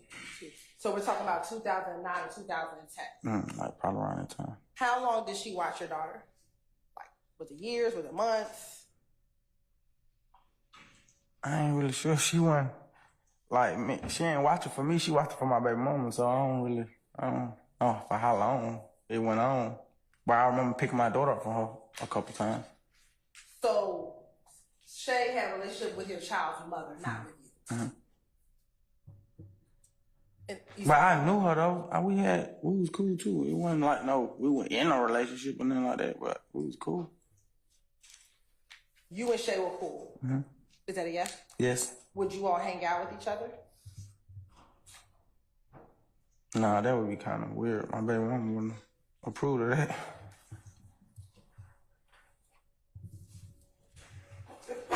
God bless you. You said that you would pick your daughter up from Shay's house. At the time, if you can recall, where was Shay living when you picked your child up from her home? In the same apartment my baby mama stayed in on Cleveland.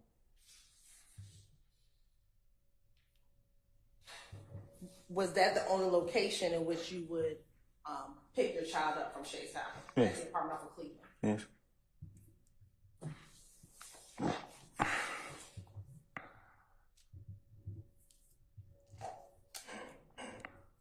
Did you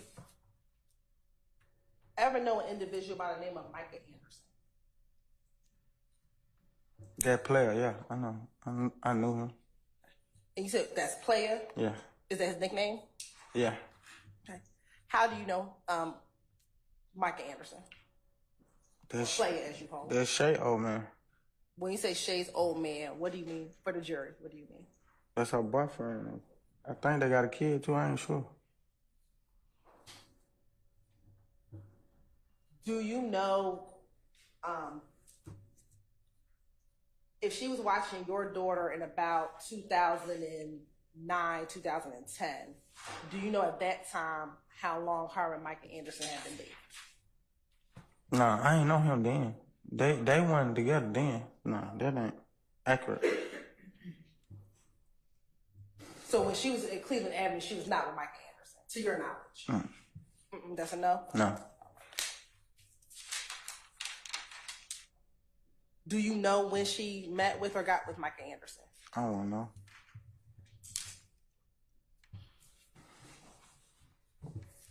To your knowledge, do you know if Shay and Micah ever stayed in the same location together? Yeah, they had an apartment together. Do you know where that apartment was? I don't really, it was like, I think it was in zone 3 though, but I don't know, remember where exactly it was at though. Okay. Why do you think it was in zone 3? Cause it wasn't that far. I ain't have to get on the expressway to get there. Why would you have gone to her house? I was hanging with him. Okay. And to be clear, this is not the house on Cleveland Avenue where you were picking your daughter up. No. This is a different location. Yeah. Now, if we know that she was watching your daughter in 2009 and 2010, about how old was your daughter when you were hanging out with, were you hanging out with both Shay and Player, or just Shay or Player? Nah, I was just hanging with Player. Why would I hang with his lady? That ain't. So you never hung with Shay? Okay. When you were hanging out with Player, about how old was your daughter? I can't recall how old she was then. But is it fair to say it was after 2010? Yeah.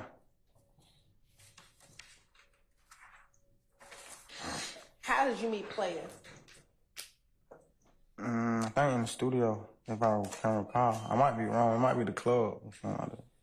It was out though. Was Player in a gang? He claimed blood. I don't know if he was like a real blood or not though.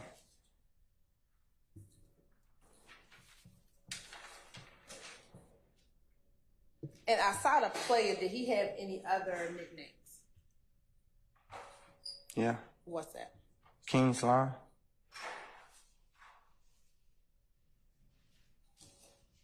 When you reference him, did you reference him as Player or King Slime?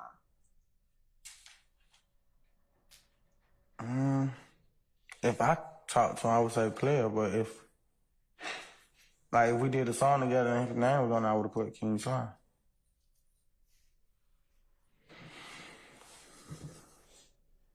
How often would you hang out with Player? Just at the studio, or if I had to call him to get some lean or something from him. To get some weed? Some lean. Lean? Lean. Yeah. Did he sell lean? Yeah. Were you aware if he sold anything else? No. No, he did not? I'm not aware of that. Okay. When you said you would hang with him at the studio, about how often would you hang with him at the studio? Whenever he stopped by, or whenever I call him for some lean. So whenever he would stop by the studio? Mm-hmm. Is that a yes? Yes. How often were you at the studio? I can't recall. I went to the studio, a lot of different studios. And would he just randomly be at all the studios that you would go to? Or was it one particular studio? I mean, he was a rapper too, so he might have a room in the same building or something like that. Or he might just call and be like, where you at? I'm like, I'm at the yo, I'm here, pull up. When you went to go purchase lean from him, where would you go to go purchase the lean? Wherever he was at. Did you ever go to his home to purchase lean? Yeah. And is that the same place you said you would just get on the highway and go to? I said I didn't have to get on the highway.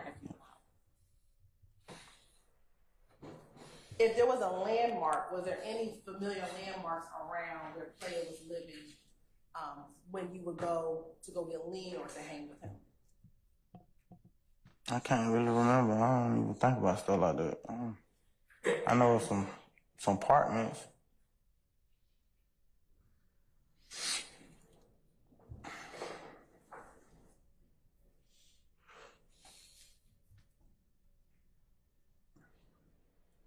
Back when you would go get lean with Player or from Player at his apartment, would you ever go with anyone else? I would go wherever he was at, not just at his apartment.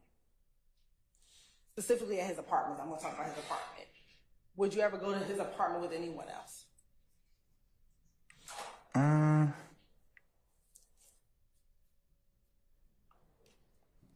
If somebody else was in the car with me, then yeah, but I wouldn't just take nobody to his house like this.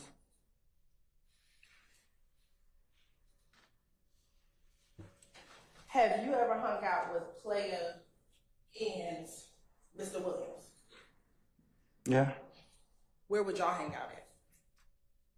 The studio, the club, same places. How often would y'all go to the club together?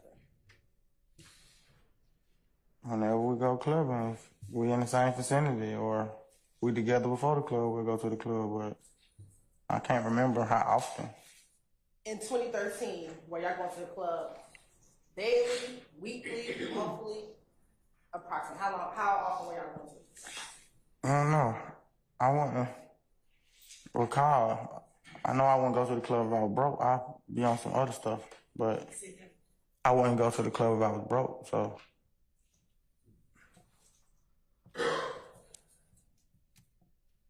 Have you ever been to Player's home? And let me back up. Was Player living with Shay back in this time frame that we're talking about at the apartment that you could get to without getting on the highway? Yeah, it was a couple people living there. It was a couple people. Who else besides Player and Shay were living at that apartment? I think it was like his cousin or something. Might have been her cousin. It was a dude. And her kids. How many kids did she have at the time? I think she had like 3. I can't recall how many. It was kids in there though.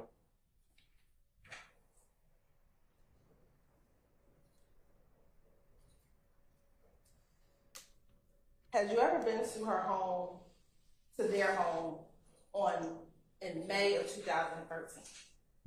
I can't recall that.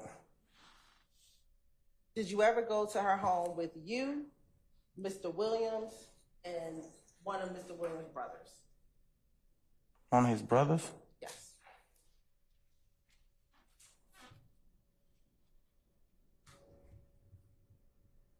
No, not one of his brothers. All his brothers way older than us. They don't hang with us. Have you ever been to his home with her home with you, Mr. Williams, and any other person?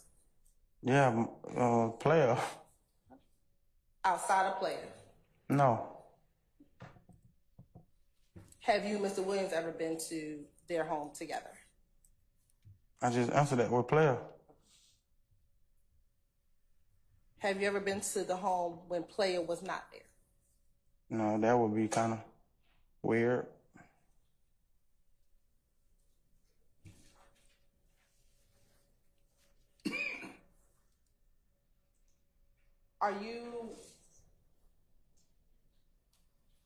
Have you ever gone to Shay's house without player and an individual put a gun to the back of her head?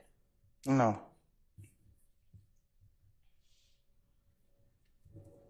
What about you robbing or taking her belongings to be cash, a baby book bag, Beats by Dre headphones, and her weapon and her gun? No.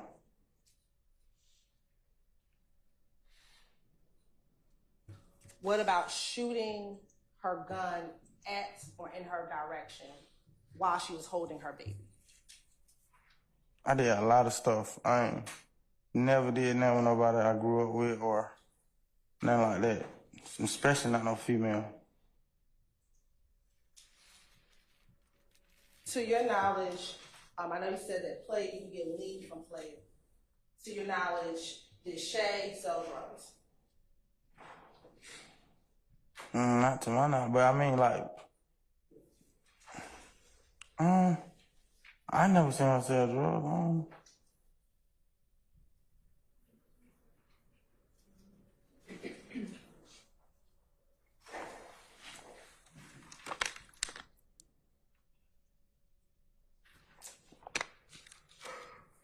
Did you and Shay ever have any beef with each other?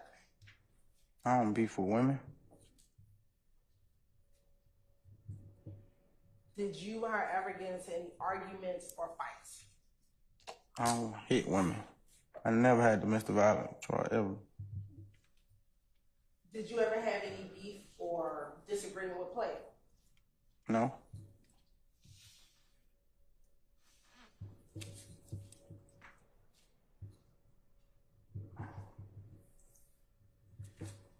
Did you ever try to steal any heroin from Shay?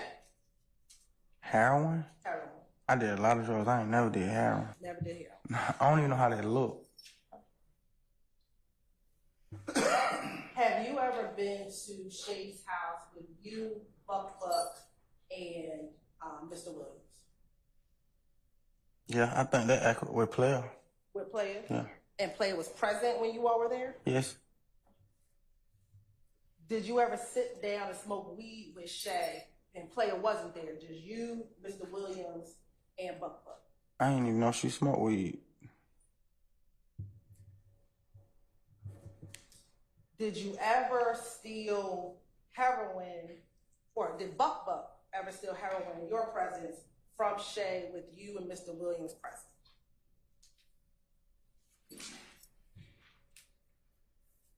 But with my friend, but he a thief. He stole a lot. So. Okay.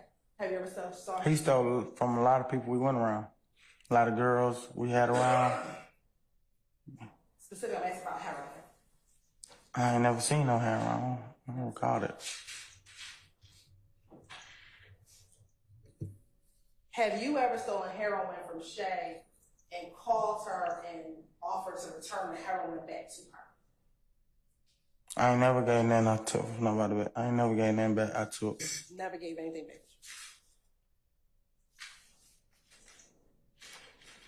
And speaking about that, you said you would rob people. Who would you rob? Huh? Say it again. You said, I'm asking you to say that again. Sure. Who would you rob? Like, would you rob little old ladies on the street corner? Never robbed a lady. Okay. So who would you rob? People who got money. How did you determine they were people who had money? I would have to see it. So is somebody just flashing money? You would say, I need to go get it? Yeah, that probably would be the case. Now, when you were doing the robberies, was that primarily in that Cleveland Avenue area, all over the city of Atlanta? Where would you rob people? It wasn't a particular area. If I knew I needed the money and my mama needed the money, go find it. Did you try to target any particular type of people that you knew would have money? No. Did you ever rob drug dealers?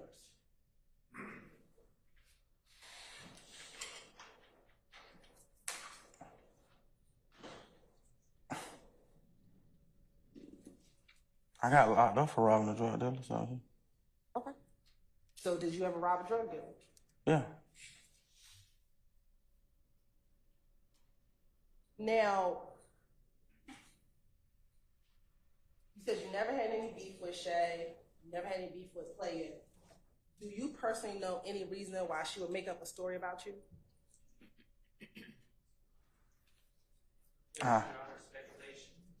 Excellent. If you have any personal knowledge. I will rule the objection. I have no personal knowledge of that. I know what I heard, but I don't got no personal knowledge.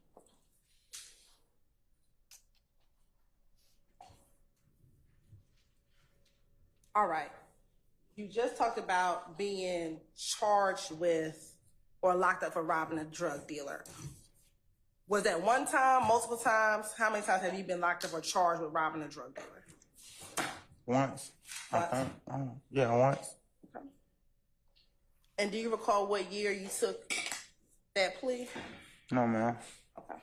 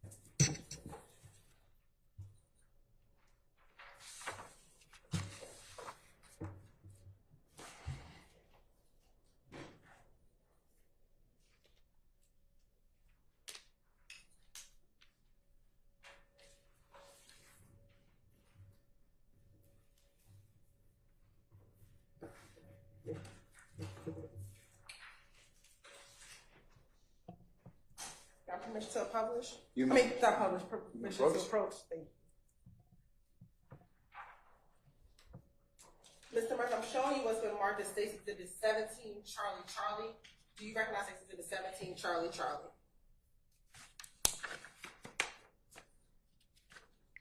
This ain't my name. I know what this is. It's like a, it's like a spreadsheet of like my charges and stuff. And on 17, Charlie, is there an indictment number? I don't know what this is though. What's the criminal action number? Okay, that's a criminal action number now. What is it? 13 SC 12 20 87. Okay. And flipping through State's Exhibit 17, Charlie. I just want you to look at it.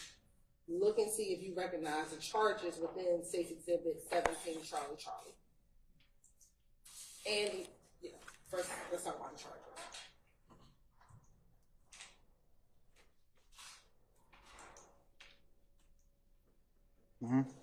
Yes. Yes, you recognize the charges? Yeah, I don't think they got convicted of all them charges though. I was charged with them though. And did you plead to that case regarding the drug dealer that you robbed? Is that case? Yes. Is that case? Yes. All right. Your Honor, this time say like the tender States Exhibit 17, Charlie, as a self-authenticating document of indictment 13 SC 122087. Any objection to state 17, Charlie? On behalf of Mr. Lawyer. All right, it's admitted. Okay. Looking at State's Exhibit 17, Charlie, on the first page, can you tell what charges you actually pled to?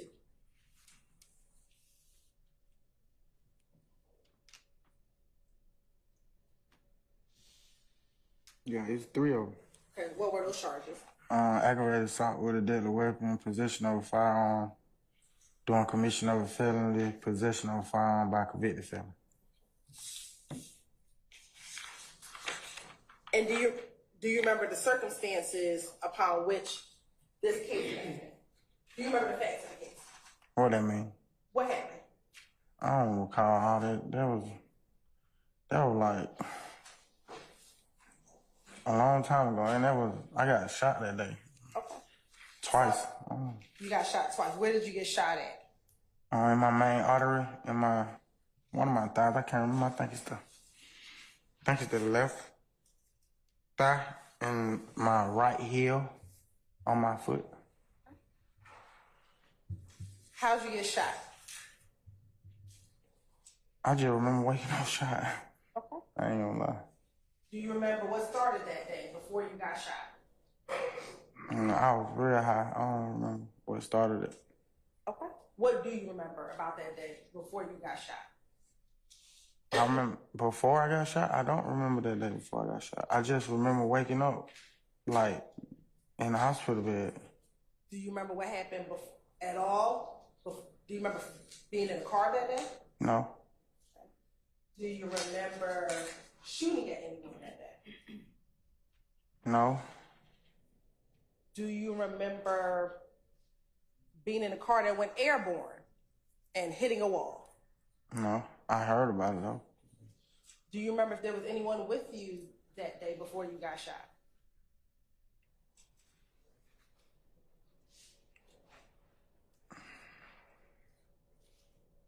I don't really remember who.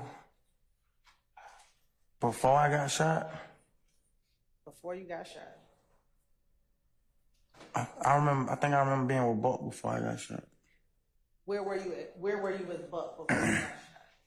I think we was at Buck's house, I think. Was that the only person's house you were at that day? As far as I remember. That was a long time ago. I've been in a car wreck since then. Fractured my spinal cord. I had to go to surgery. I've been through a lot. Do you know someone by the name of Adrian B? Or B? Yeah, I know B. Do you recall being with him on the day that you got shot? I don't remember though, but I heard I was with him. You heard you were with him, but you don't remember being with him. No, I don't remember. Not on that day. I remember like hanging with him. How did you hear that you were with him? People told me that. They like, bro, you and Bean wrecked the car and robbed somebody. When I woke up, I don't remember like what happened though. How many times have you been shot? All together? Yes. 4. So we know that this incident back in 2013, you were shot in your leg. What were the other 3 times that you were shot? You said where? On my body? No. What were the other times? We know in 2013, you were shot. Yeah, and then I don't remember what year, but my mama's house got shot up and I got hit twice. Is this when you were younger? Like, when Yeah, you lived this in was, Gilbert Park, or when you lived off Cleveland? This was after I had my second daughter, I think. And when did you have your second daughter? I don't know. I know my daughters. God bless you. My daughters is 11 months apart, so. And you said your first one was in 2008, so we're talking about around 2009? Yeah. Now, your mom's house got shot up in 2009, or that's just when you had your daughter? I had just had her. She was like a newborn, so yeah. And you got shot while your mom's house got shot up? Mm-hmm. Okay. And then when was the third time you were shot? No, I got shot. I got hit twice then, too. Okay. So when you say you've been shot 4 times, do you mean 2 different occasions? 2 different occasions being shot twice at both times? Right.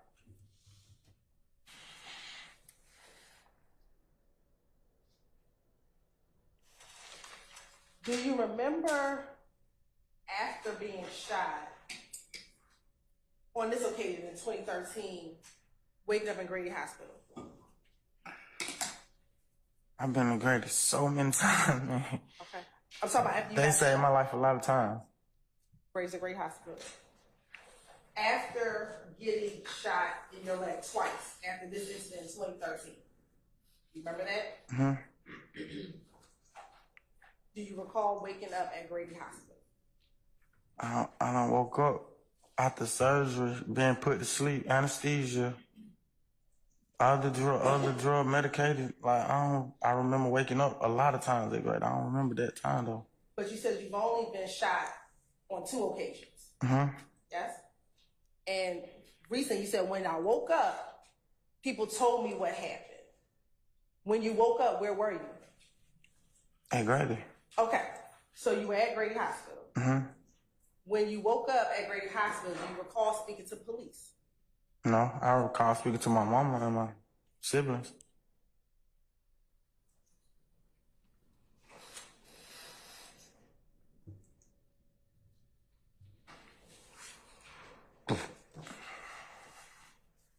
Back in 2013, when this incident occurred, do you recall being in a car with Frederick Prothero or Big Fred? People told me that. Do you being also in a car with Jeffrey Williams? No. Did anyone tell you that? No. Okay. But they told you about they told you about Prothero. Yes. Now, do you remember back in 2009 the circumstances as to why your mom's house got shot? Do you know why your mom's house got shot up? It was a drive-by. Huh? Was your mother's home the target? No, I stand the objection.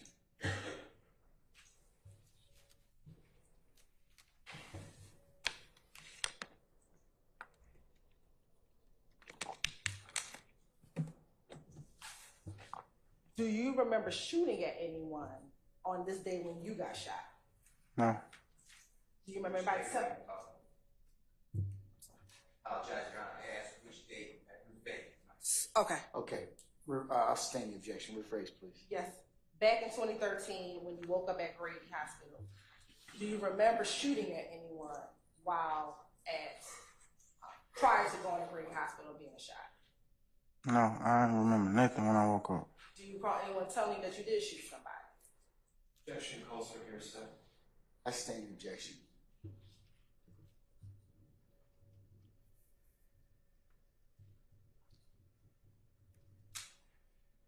So your testimony today, you don't remember anything that happened. To recap your testimony. I stand the objection.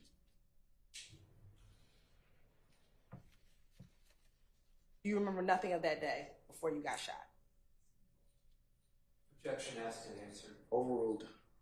No, I don't. Bean, how long did you know Adrian Bean? I can't really remember how long I know him. He older than me though, so. How much older is he than you? I don't know. He old though. Did you ever hang at his spot on Macon Drive? I always thought that was Buck spot. Okay. Is him and Buck cool? Yeah, that's more Buck friend than mine. He's more Buck friend than yours. Mm-hmm. How often would you go to Bean's house on Macon?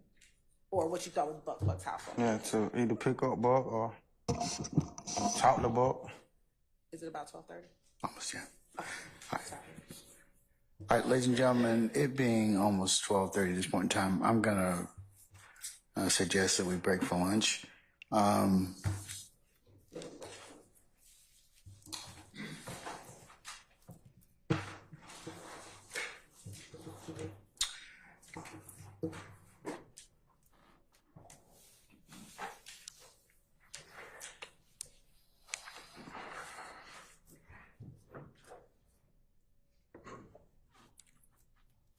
Ladies and gentlemen, I'm going to give you a little bit longer of a lunch hour today as the court has some unrelated business I need to take up.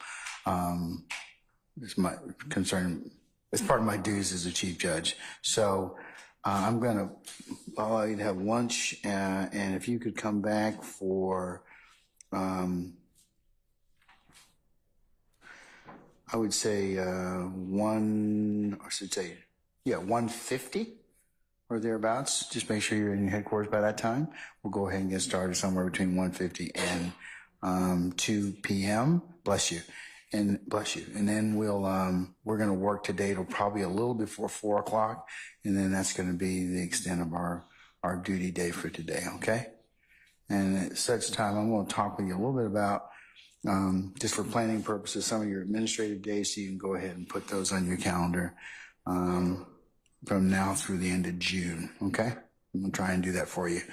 So, ladies and gentlemen, remember your admonitions. I'm going to go ahead and recess you for lunch. We'll see you back around 1:50, and we'll get started somewhere between 1:50 and 2 o'clock, okay? All right. All rise.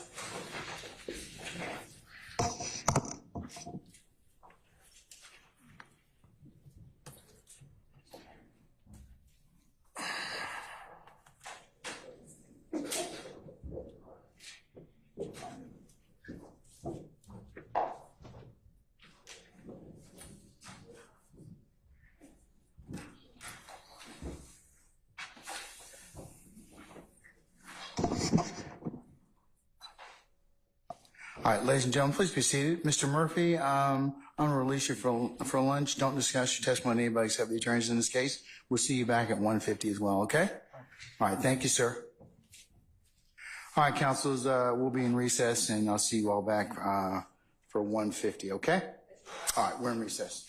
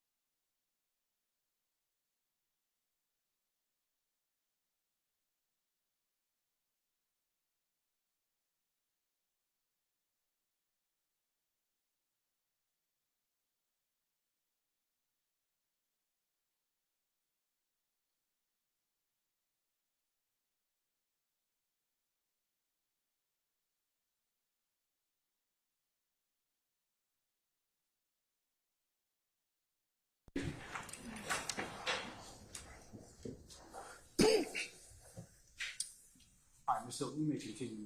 Thanks, Mr. Murphy. When you were shot, when your mother's house was shot up, what were you doing before the house got shot up? I was standing in the house. Okay. Do you remember what else happened that day? No. No. Now, when we left off, we were talking about Adrian Bean. You said you had been to the house. You thought it was Buck's house, but where Adrian's spot on Macon Drive. Yes. What type of spot was it? It was a spot. When you say a spot, what do you mean? Like a house. Did anything happen in that house besides people sleeping? Parties. Okay. Were they after hour parties or what kind of parties? It was just parties. I don't remember what hour it was. Okay. Did anything else happen at that house? They sold food. I remember that. Had you ever been in a car or driven with Adrian Bean? I don't understand what you're asking. Sure. Have you ever been in a car with Adrian Bean? I don't remember being in no car with him. You don't remember being in a car with him? Okay. Frederick Prothero, do you know who he is? Yeah. What did you call him Frederick Prothero? Fred. Okay. Did you call him anything else? Just Fred. Okay. And how long did you know Mr. Prothero? Not long. I just heard about him, and then he had got out of jail. Was he older or younger than you? Older. How much older? Do you remember? I don't know his age, but he was older than me. Had you ever been in a car with him? No. No.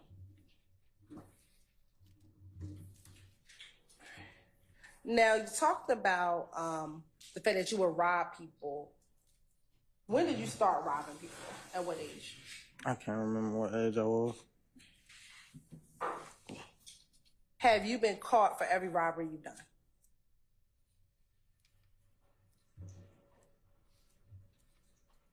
Don't answer that. Rephrase that. Your Honor, we would be given any type of use immunity. If I'm sorry? anything we pass the statute of limitation, we would be given a use immunity. I don't care. Just don't. He's not going to answer that question. Okay. You can rephrase the question, but he's not going to answer that question.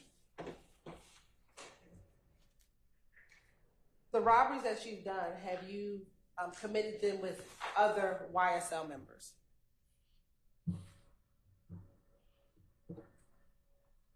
I already answered that. The one that I got caught with, the one I went to prison for. Was that a robbery that you went to prison for? That was a crime. I'm talking specifically about robberies. Ask the question again? Sure. With the robberies that you have committed, have you committed any robberies with any other YSL members? No.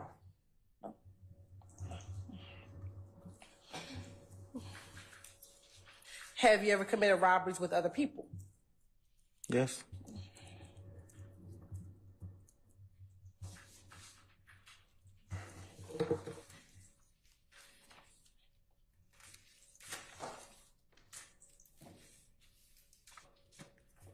Are you familiar with a person by the name of Donovan Thomas Jr.?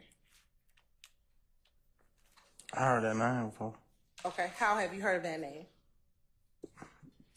This trial, this case. Okay. Prior to this case, had you heard of his name? That name, no. Okay, what name do you know of? Nut. Okay. And is that what you called him? Yeah. How do you know Nut? From being out, the club and stuff.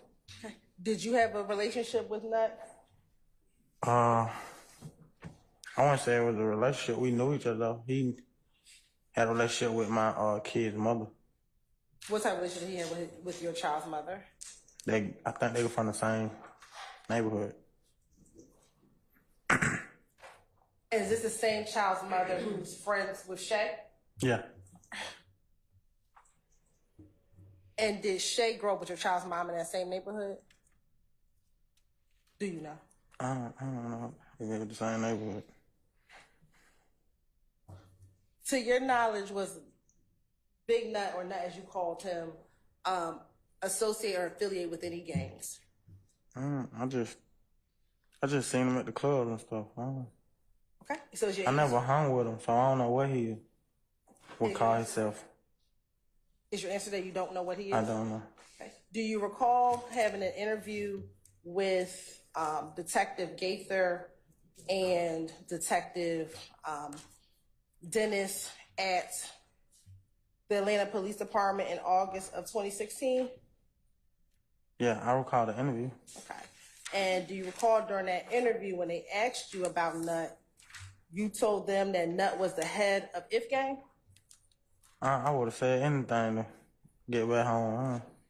Would there be any reason why telling the police that Nut was the head of If Gang would get you out of jail? That's probably something I heard from somebody else. Okay. But back in August 2016, you told the detectives that he was a part of If Gang. I don't remember saying that. Are you aware of his death in January of 2015? Yeah, he did. All right. Where were you back in January of 2015? At Grady Hospital. Why were you at Grady Hospital? A fractured spinal cord. How did you get your fractured spinal cord? Car accident. Do you remember when the car accident was? Not the exact day, but it was early January. It was in early January. How long were you in Grady with your cracked spine? I don't remember how long I was in there. You don't remember how long? No, I remember I seen that on the TV, though, on the news.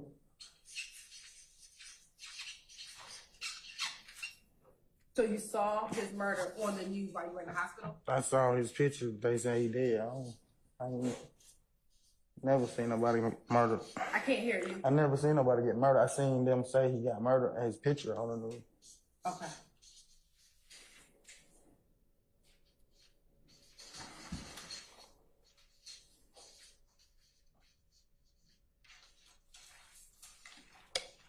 And you said you don't remember when you came out of the hospital in 2015. No, I don't.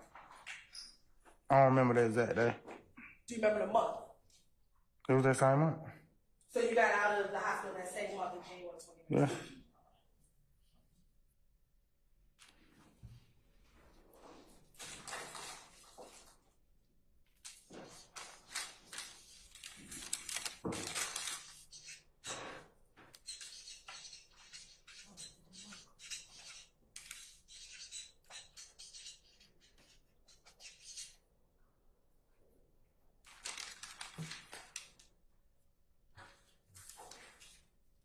Back in 2015, were you aware of any beef or disagreement between If Gang and YSL?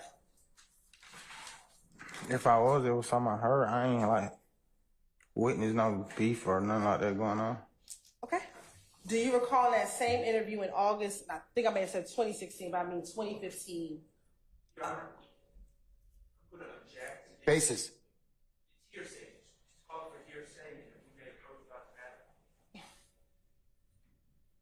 I'll sustain the objection. You want to try and do something and get something else? You're right. Yeah. Okay. He didn't say that's what he heard in his interview, so I wanted to confront him with what he said. All right. Do you? Sir. It's still hearsay. But there's prior statements that were based on hearsay. It's still hearsay. Your Honor, Do you have any? it's not based on hearsay because he didn't. He testified he has no personal knowledge. No, he said he doesn't recall. Okay, well, ask him that, and then we'll see whether or not he does or not. Okay. Do you recall telling Detective Gaither and Thomas during the interview that there was beef? Not that you heard about the streets, but that there was beef between If Gang and Slime, and that we were beefing. I don't remember. If Gang. I don't remember saying it. Okay. I'm gonna overrule the objection, sir. In August of 2015, did you tell Detective Gaither and Detective Dennis that we, as in Slime, were beefing with If Gang? I don't remember saying it.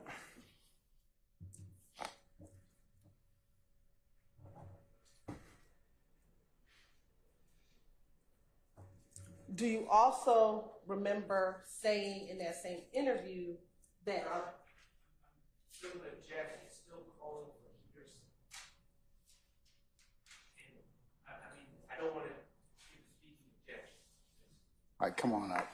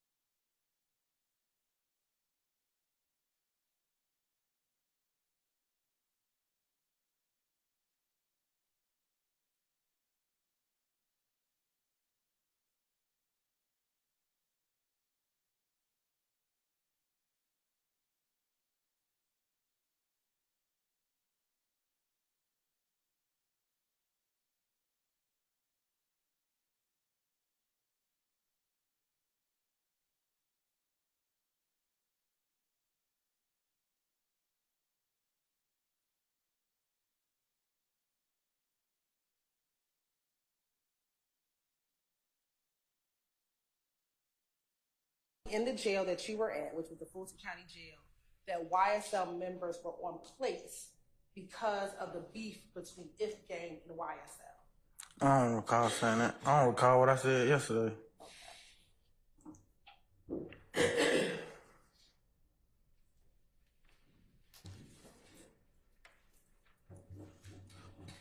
What does the term being on a plate mean?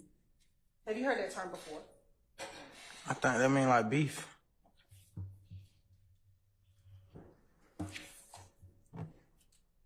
And when you say beef, what do you mean? Two people that don't like each other. And does it only have to be two people that don't like each other? I ain't understand what you asking right there. You said it was two people who don't like each other. Does it always have to be two individual people? I don't know. I ain't make the definition of it. I ain't make the word. Okay, but what's your understanding? I just told you, two people disagree on something. And for you, it's only two individuals, like you and I beefing. It can't be two groups beefing? I don't know. I don't understand what you asked me to say.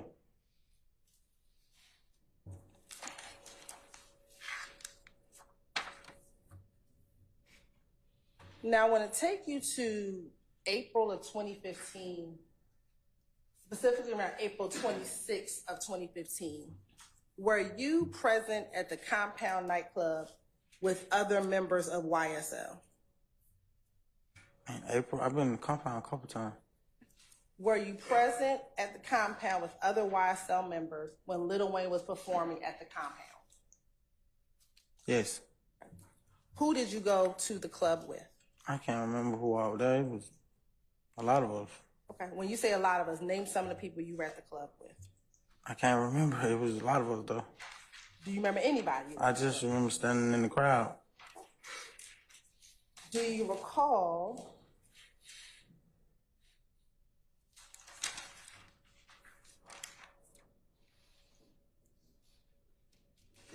in that same interview in August of 2015 with Detective Gaither, Detective Dennis, and Mr. Hudson, stating that you went to the club with Dolly, Dora, Buck, and you all arrived there in a Jeep together? I don't remember saying that. You don't remember saying that? No. And that also there was Shannon.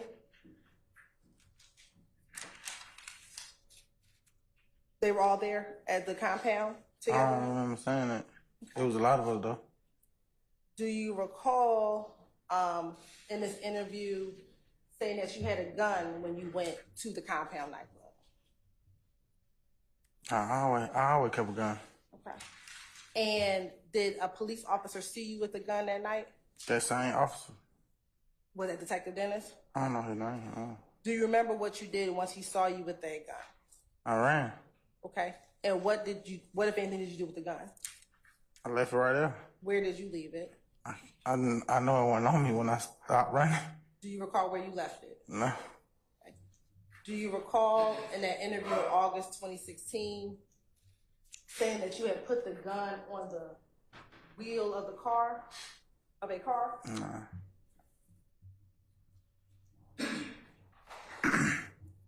Why did you all go to the Compound that evening? I don't remember. The same reason we go to a club any other night. The club. Was that the only reason why you were going to the club? To my knowledge.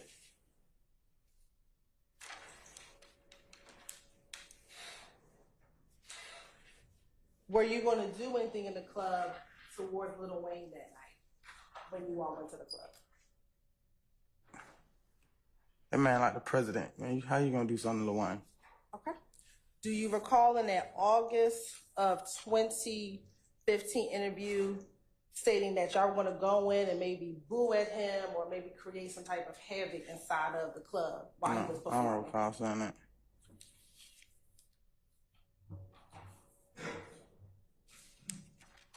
Once you took off running after the police saw you with the gun, what did you do? I don't remember. I know I left, though. I don't know if I called somebody or I paid somebody I just seen. I know I left the vicinity, though. Do you recall telling the detectives in that August interview that you got into another vehicle, not the vehicle that you all came in, and end up going to another club, I think the Blue Ivory? I don't remember that. I thought I went home or with a female to a house or something. I don't remember going back to no club. I was shook after that. Do you also remember saying that after y'all left the club, you all went back to the studio? No.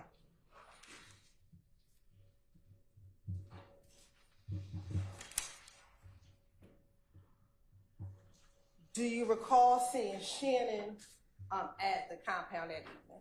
No, I don't recall seeing. No, that was so long ago.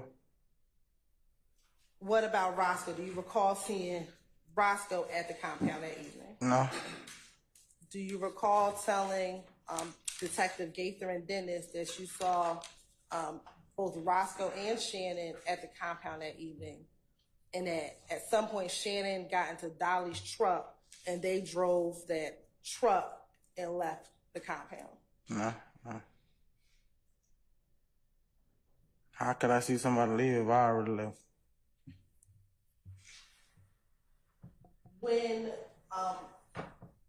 this particular incident occurred or day occurred at the compound, was Mr. Williams with you all at the compound? I don't recall. I don't know.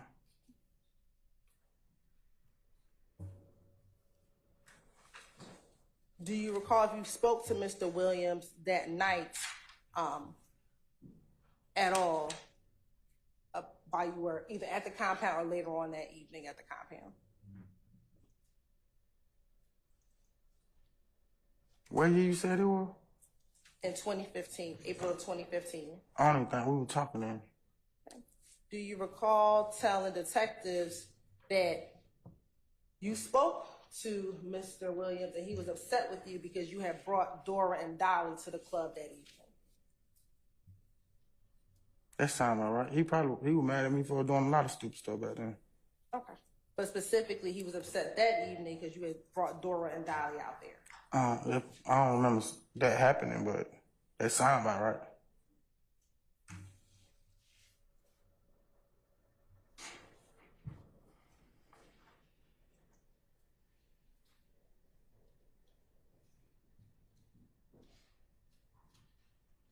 Why do you keep a gun on you?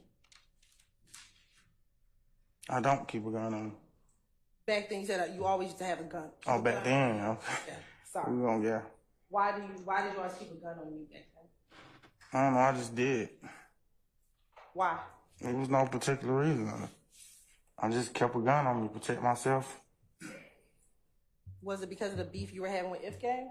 I kept a gun before I even was YSL or heard of if gang or anything like that.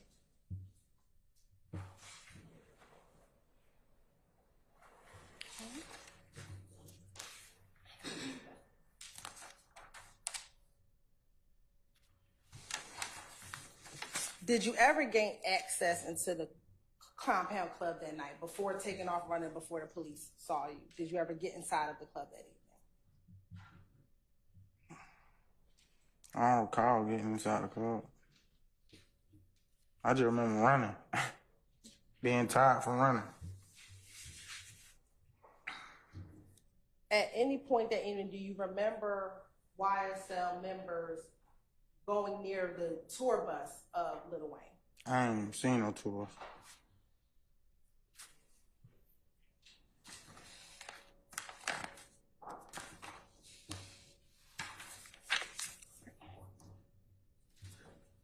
Now I want to take you to April 12th of 2015, excuse me. Did you,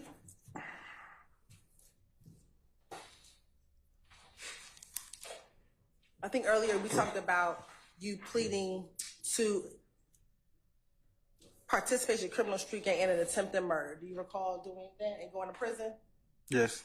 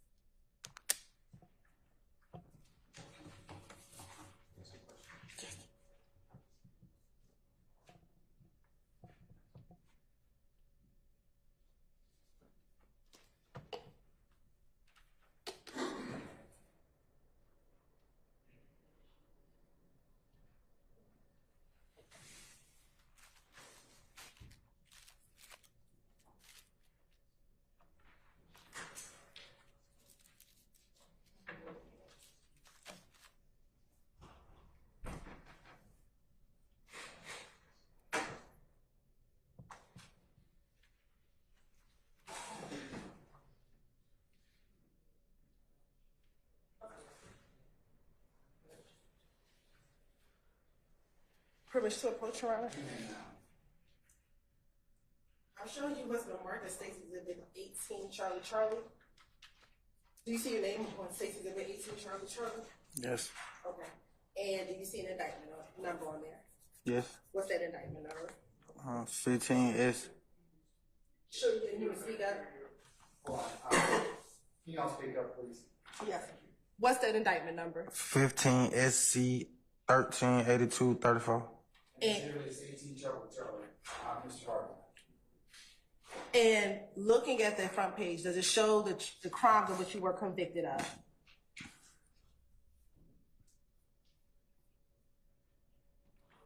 Yeah. Okay. And are those the crimes for which you went to prison for in 2016? Yes. Right. Your Honor, this time the state would like to tender State's Exhibit 18, Charlie Charlie, as a self-authenticating document. Is that? Any objection to 18 Charlie? I don't. Prosecuted one issue, but other than that one issue. The last page, I'll let that off. You know that last page? Yes. All right, 18 Charlie is admitted without redaction. And Mr. Murphy, looking at this certified copy of the conviction, what were you convicted of? Participating in criminal street gang, aggravated battery, aggravated assault with a deadly weapon, possession of a firearm during the commission of a felony, aggravated assault with a deadly weapon. Okay. And you were convicted of participation in criminal street gang activity. What gang were you a part of? Blood. Was it YSL?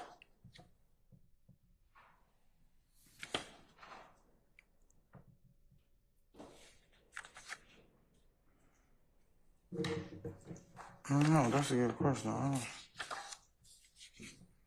You don't recall? They didn't ask me that when I pleaded guilty. They didn't ask me that when I pleaded guilty. I thought they were saying I was in blood. Okay. Do you remember the facts that led up to that conviction? No, that's why I'm looking over. I don't remember all that.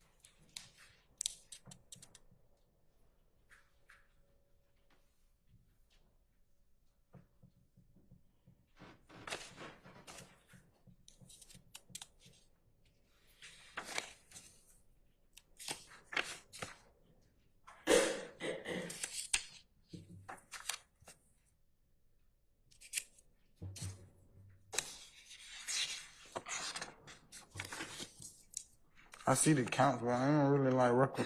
Like, I don't remember. I see the counts on it though. Okay. So you don't remember what happened on April 12, 2015?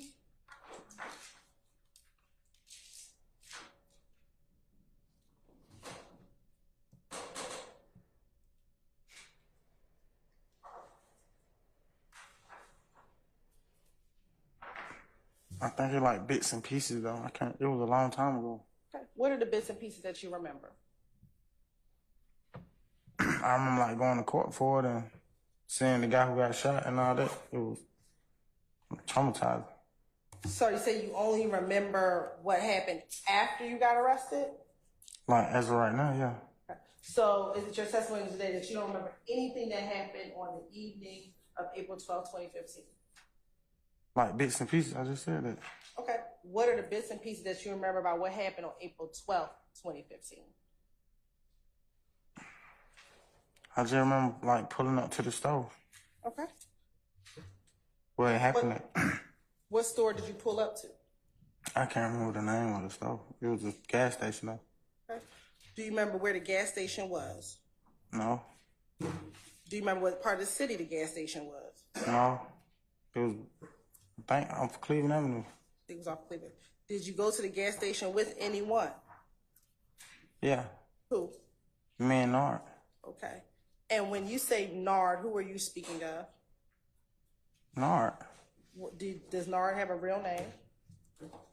I don't know his real name by heart though. Okay. How long have you known Nard? What you mean, like in 2015? In 2015, how long has you known Nard? Not long, probably about a year. Only a year. Permission to approach? I'm showing you what's been marked as Stacey's in the 23 Charlie. Do you recognize Stacey's exhibit? The person Stacey's in the 23 Charlie? Yes. Who's that? And Nard. Is that the same Nard that you came to the store with back in April 12, 2015? That's the same person? Yes. You at this time the state would like to admit State's exhibit 23 Charlie as an evidence. Any objections to State's 23 Charlie? I don't have Mr. Woody. All right, State's 23 Charlie admitted.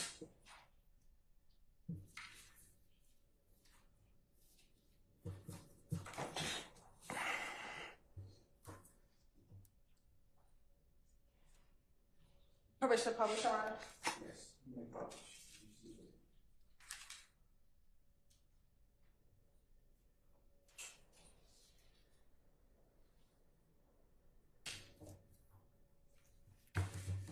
Now, when you got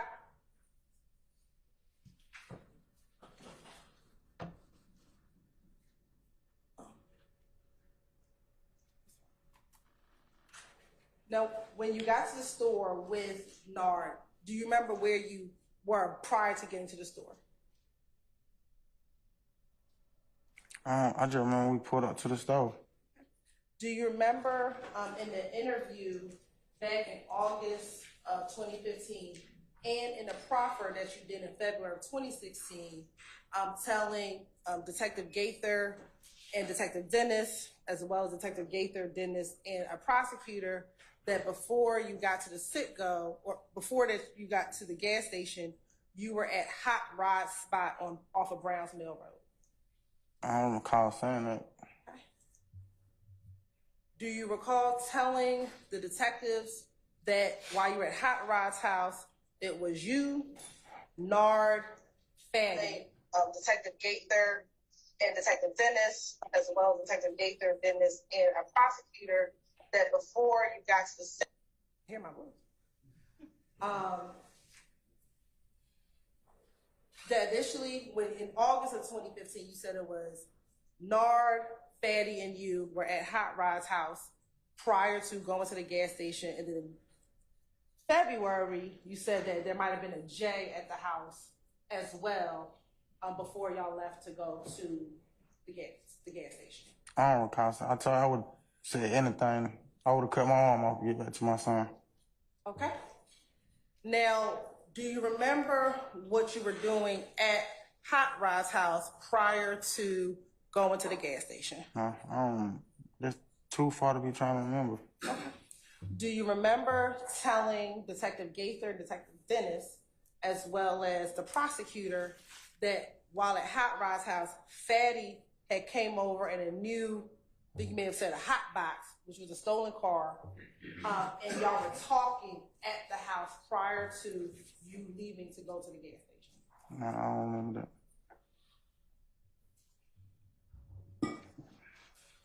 Do you remember telling Detective Gaither, Detective Dennis, and the prosecutor later on in February that while you were at the house, that Nard received a phone call and that Nard told you, threw you a chopper and told you, let's ride? No, that sounds like a movie. All right. I told you I was high back then. I would have said anything. Okay. Do you know what a chopper is? chopper? Yeah. There's a lot of different meanings for chopper. A helicopter, a motorcycle, a gun. A gun that's a chopper. Do you know what type of gun that is? Huh? It's a chopper. Is it a small gun, a long gun, a short gun? What kind They of got gun? all sizes of chopper. Sorry? They have all sizes. Okay. Now, do you recall telling Detective Gaither, Detective Dennis, that once NAR said let's ride, you all hopped in the white Dodge truck and drove to the Citgo gas station? No.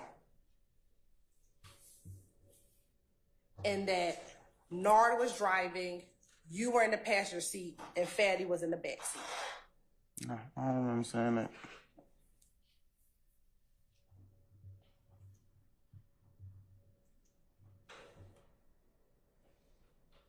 Do you recall telling Detective Gaither, Detective Dennis at the August 2015 interview, as well as in the proffer in the February interview, that while on the way to the gas station, that Nard was on the phone with someone?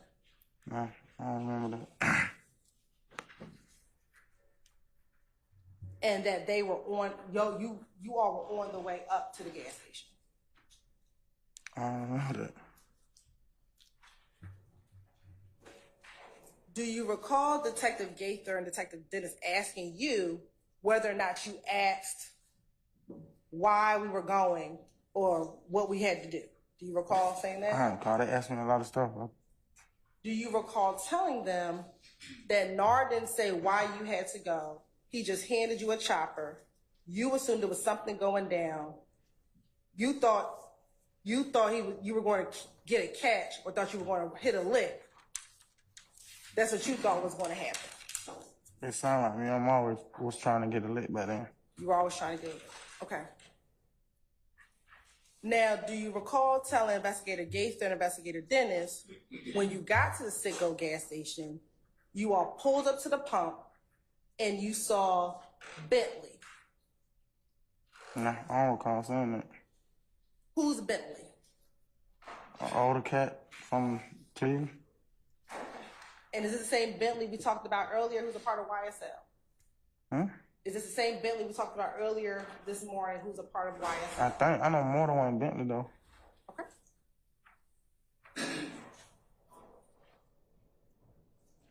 Commissioner Cochran,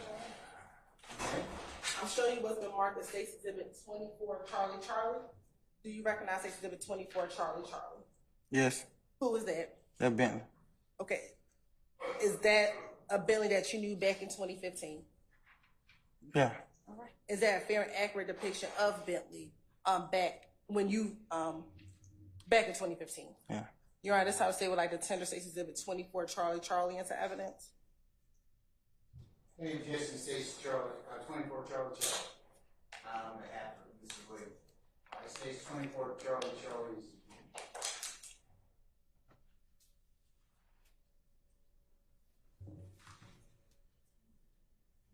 Permission to publish, Your Honor. Publish as you see fit. Thank you.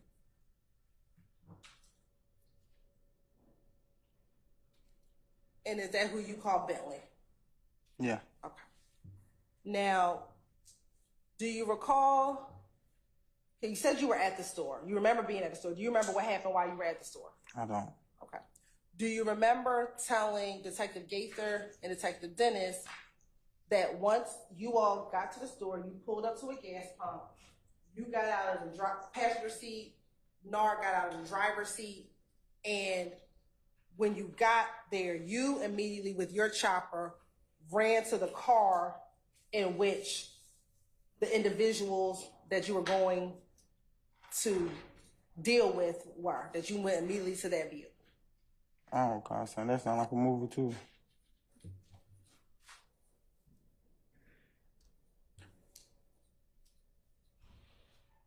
Do you recall then saying after you walked up to the vehicle, they rolled their windows down, the passenger side window down, and after they, God bless you, after they rolled the passenger side window down, you backed back from the car and went back to the doorway of the gas station.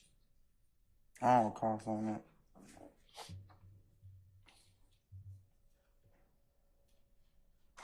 Do you recall them showing you pictures in that interview of surveillance images from the Citgo gas station on April 12, 2015? I think they showed in the interview. Okay.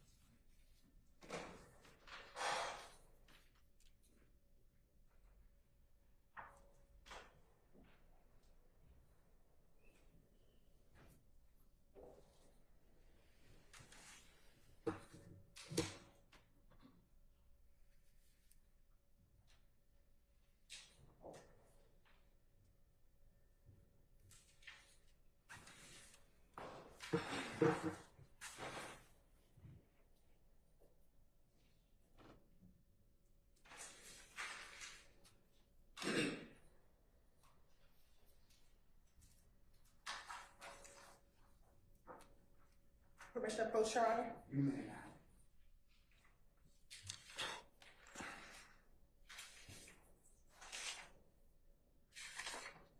I'm going to first show you what's been marked as Exhibit 9 Charlie Charlie through 15 Charlie Charlie.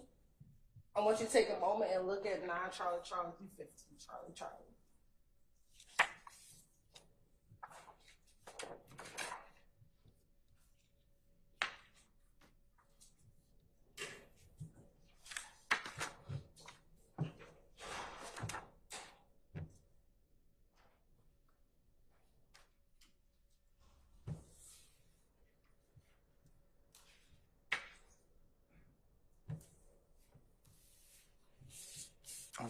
Okay, looking at 9 Charlie Charlie through 15 Charlie Charlie. One, do you see yourself in those images captured at 9 Charlie Charlie through 15 Charlie Charlie? Yes. You say yes? Okay. Do you recall those being the pictures that were shown to you while you were being interviewed at the Atlanta Police Department in August of 2015? I don't remember that. Okay, but do you recall seeing yourself in those pictures? I remember the pictures though. Do you see Bentley in those pictures? Yeah, and a couple of them. In a couple. Yeah. Okay. Do you also see Nard in some of those pictures? Yes. All right. And those images appear to be or look like the store that you were in front of. Let me ask you this. Is there a date on those pictures? Yeah, 4/12, 2015. Okay. And I want you to look at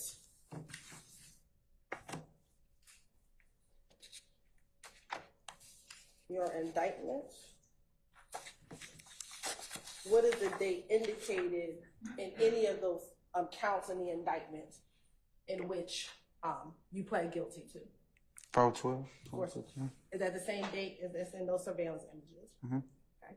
And does that appear to be a fair and accurate image of what you look like on April 12, 2015? I don't know what I look like back then, but that's me in the picture. But that's you in the picture. All right, you're right. This time the state would like the tender states exhibit 9 Charlie Charlie to 15 Charlie Charlie and 7. Any objection to states 9 Charlie Charlie through 15 Charlie Charlie? All right. States 9 Charlie Charlie through 15 Charlie Charlie are admitted and may be published as you see fit. Thank you, Your Honor. Now I'm also going to show you 20 Charlie Charlie, 21 Charlie Charlie, and 22 Charlie Charlie. First, I want to start with 22 Charlie Charlie. Do you see yourself in 22 Charlie Charlie? Man, that picture's so blurry. You can't even tell who that is. Okay.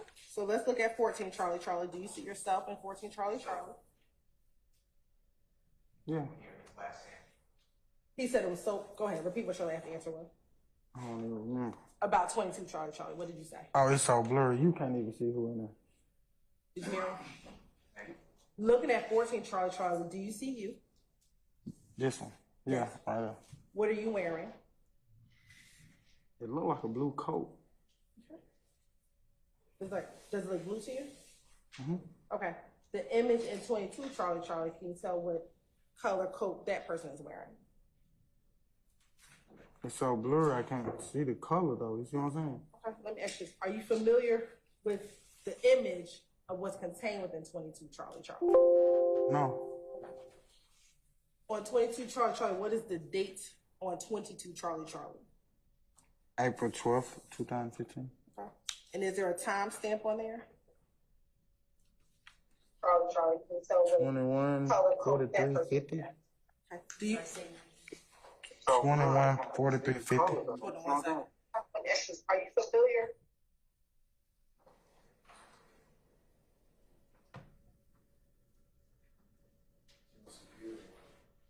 It looks like it's not.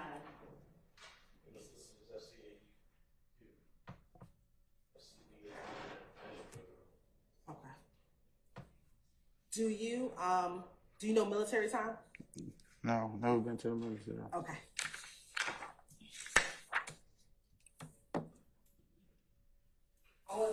Published 14 Charlie Charlie.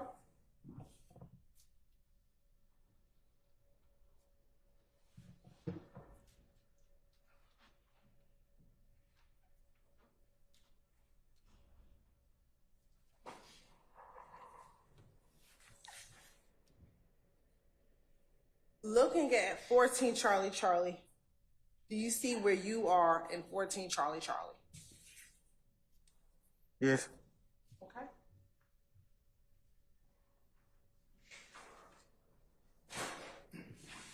And where are you? Standing behind the door, the dude holding the door.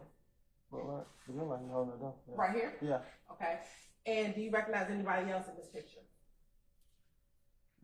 I don't know none of them, but Nard right there. Is this Nard right here? Yeah. Okay. But you don't know any of these other people? No. All right. Let's look at 15 Charlie Charlie. Do you recognize anyone who's in 15 Charlie Charlie? That's the same people, right? Is nah, that's Bentley right there. Look like, yeah. That's Bentley right here. Yeah. Okay. What about, is that the individual, I'm sorry, for the record, in the white t-shirt? Somebody some black and white Jordan? Yes. Right. 16 Charlie Charlie. And I'm sorry, stay on 15 real quick. Are you also still in this image as well? Yes. Right. 16 Charlie Charlie.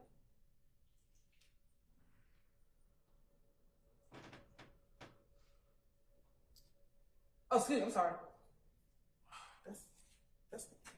That's the blue one. 13 Charlie Charlie.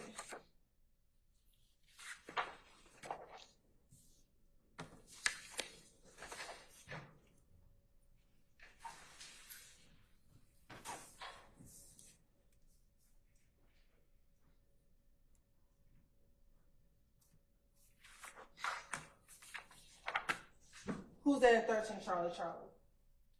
They're not. What does he have in his hand? A gun. Would you call that a chopper? Yeah, it looked like a chopper. It looks like a chopper. Yeah. Okay.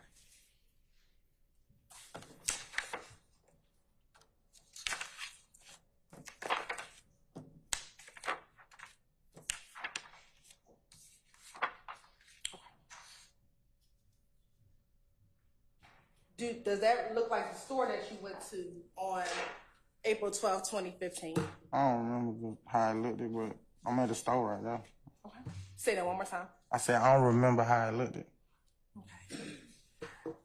Now, at the store, do you recall telling Detective Gaither and Detective Dennis that after you ran up to the other car, that you walked back to the door and you kind of motioned for Hot Rod and Bentley to come out of the store? It looked like I was coming out the store with them. Do you recall telling Detective Gaither that you kind of motioned, because they looked scared, so you kind of motioned for them to come out the store as if They didn't have to be scared anymore because you were there. No, I don't remember.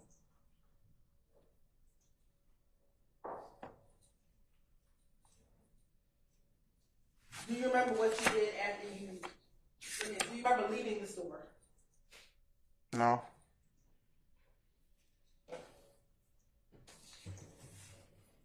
Do you remember telling Detective Gaither and Detective Dennis that once Bentley and Hot Rod got out the store, that you and Nard got back into the vehicle, Nard being the driver and you being the passenger? You don't remember Fatty ever even got out the car, and that you all left, as well as Hot Rod and Bentley got in their car and y'all all left the gas station. I do not remember that. Say, That was so long ago, I don't remember.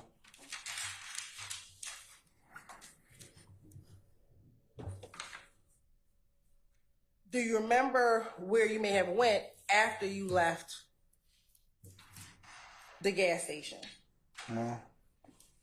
Do you remember telling Detective Gaither, Detective Dennis, as well as the prosecutor in February of 2016, that after leaving the store, that you saw the guys in the blue car go down Jonesboro Road, and you all went down Browns Mill Road, and you end up seeing the blue car at a stop sign? You couldn't remember what the cross street was, but it was a cross street that crossed Browns Mill and Jonesboro Road. Oh, I would say anything. Dude. But you did plead guilty to this crime that we're discussing. Yeah. Correct? Do you recall telling Detective Gaither and Dennis that when Nard saw the car stopped at the stop sign, that he said, "Oh, there go them niggas," and that he kind of turned, and Bentley and Hot Rod drove around y'all vehicle because they were following behind you. They went straight, and you went over to the vehicle to where the blue car was. Do you remember that? I don't remember that. Do you remember then telling Detective Gaither, Detective Dennis in August, as well as telling Detective Gaither, Dennis, and the prosecutor in February, that Nard then rolled down his window, took the chopper, and you actually crossed your hands, and that he shot into the vehicle multiple times, about 3 to 4 times, inside of the vehicle with the chopper. And then after shooting, y'all took off and y'all drove. I don't remember saying that. Do you remember Detective Gaither showing you pictures of the victim with half of his head cut off? Yeah, I remember. You remember that? Yeah. And do you remember telling Detective Gaither that it was Nard who shot half his head off? I don't remember saying that, though.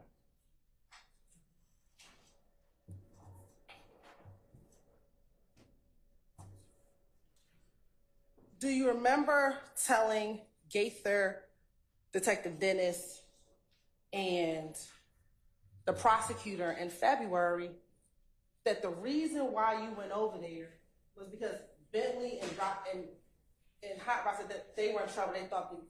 They thought that these 4 young men were trying to follow them. I don't remember none of that.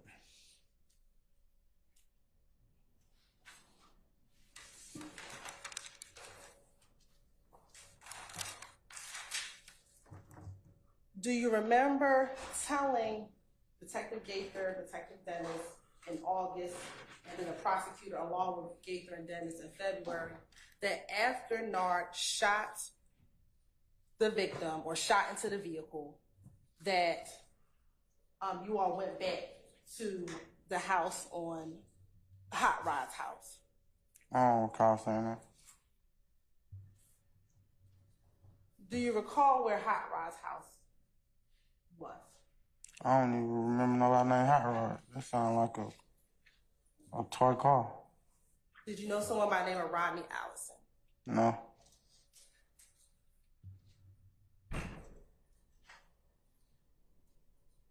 you remember describing, Ryan's house as kind of a trap house? You get your drugs there sometimes that you would take. Yeah.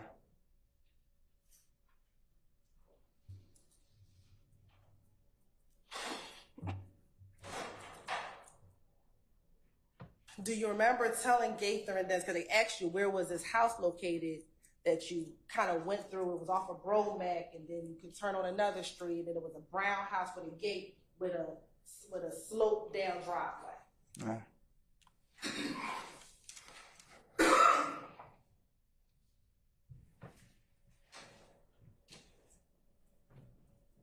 Do you remember them asking you how Thug felt about you engaging with Nard and Bentley during this time? No, I don't remember. I don't remember. Do you remember telling Detective Gaither and Detective Dennis that Thug was mad at you because you looked at him like a brother, and that you had done so much for Thug that your only job at that point in 2015 was to watch his mother and his two sisters, Dolly and Dora?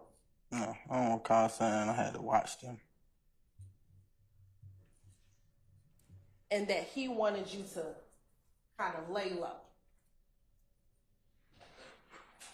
That don't even sound right.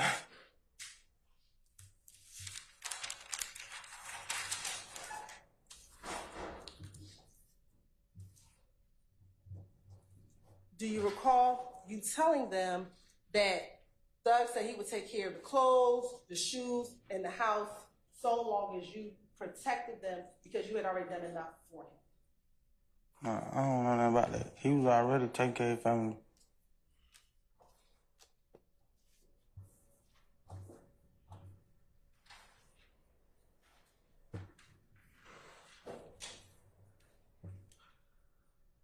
Do you recall ever speaking with Nard or Bentley after the shooting at all? No, I don't.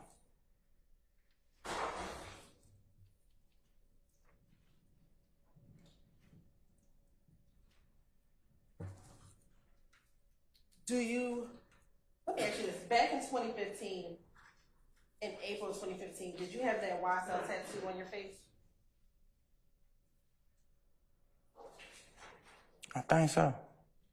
Do you know if you had the snake and slat emoji on your face at that time? I think so.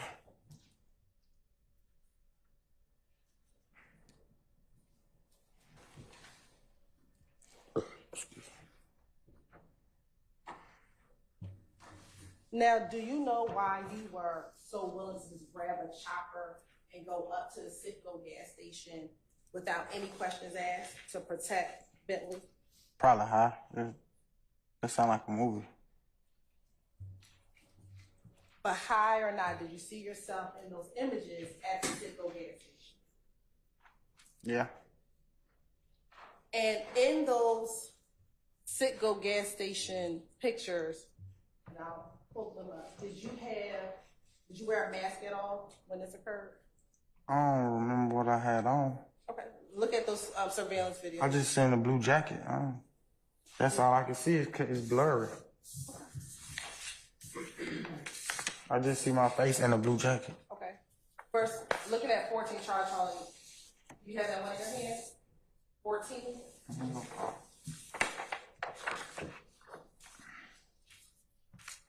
Yeah, it's in my hand. Do you have a mask on? No, I can see my face.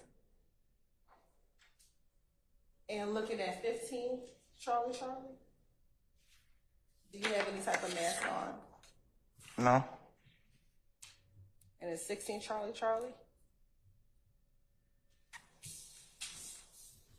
All right. So, I don't even think that's okay.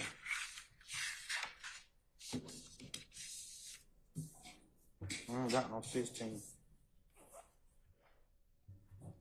now, when you were meeting with Detective Gaither, Detective Tennis in August, wait a minute. Did you first meet with Detective Gaither and Dennis first in July of 2015 when you were arrested? I don't know when I met with him. I remember meeting with him though. Say that again. I don't know when it was I met with him, but I remember like meeting with them. Did you meet with them twice at Atlanta Police Department? I don't know how many times it was. I remember like meeting detectives.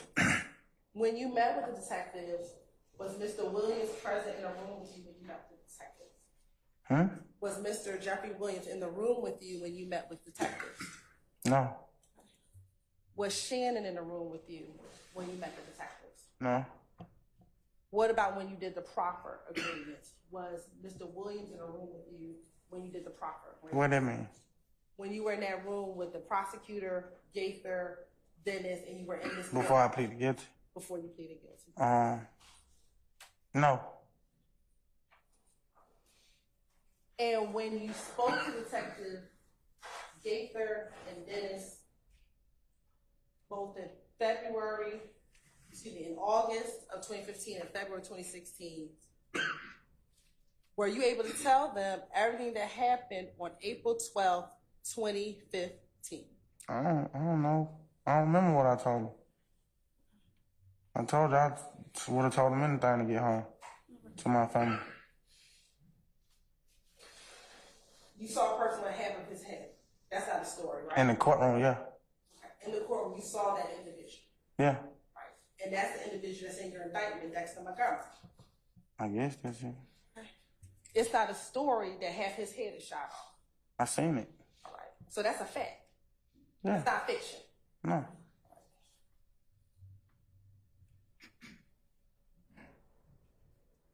So even if you would have said anything to get out that room, was some of the stuff you said what actually happened because you saw the person it happened to? You keep saying that you would have said anything to get out that room. Yeah. But the stuff that you said actually had a result, and that result was the person you saw in court would have his head shot off. I don't understand what you're saying. Can you dumb it down?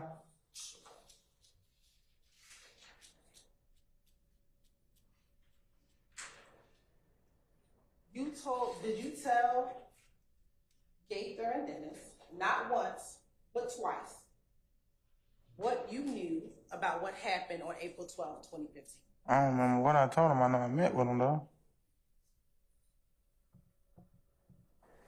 I'm sorry, say that one more time. I don't remember what I told him specifically, but I remember like meeting with him. Okay. And when you met with them, they want you to tell them the truth about what happened. Yeah, that's what they asked for. Okay. And in order to get whatever deal you want to get, you told them the truth about what happened that day. I told him whatever I wanted to tell him to get home quicker. I just told you that. I've been telling that all day. But whatever you told them, there was actually a person who got shot, that Nard shot. I assume. I don't know. But you pled guilty to these charges. Yes. And the charge that you pled guilty to was based upon what you told Detective Gaither in August and in February. I don't understand. Man, what you confusing me now.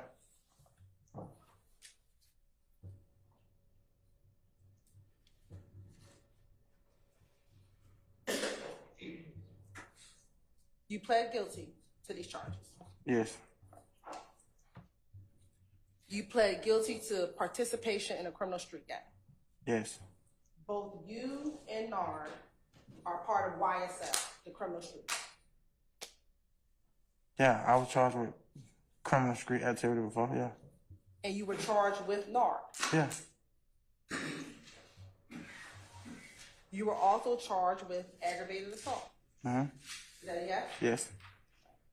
And that was for one count of shooting Dexter Montgomery. Yeah. And you were also charged, I don't know if you pled to it, but you were also charged with shooting in a car where D'Angelo White was inside of that car. I don't even know who that is. Let me show you what's been admitted as State's Exhibit 7BB. Do you know that individual? Never seen him in a day in my life. You never seen him? Okay. On your indictment, is there a count for an individual by the name of D'Angelo Wright?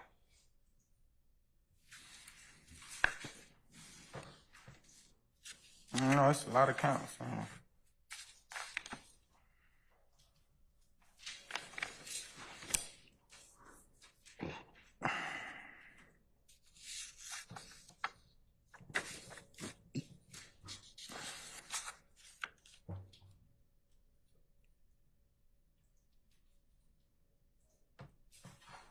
Count 9.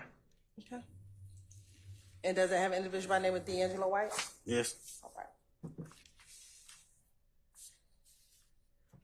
And you pled guilty to having a gun?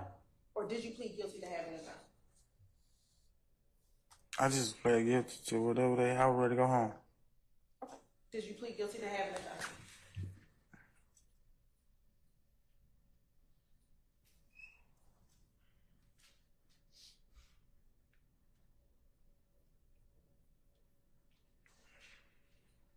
Yes.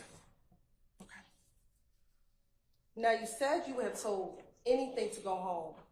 Would you have told the truth to go home? If I knew the truth, I mean.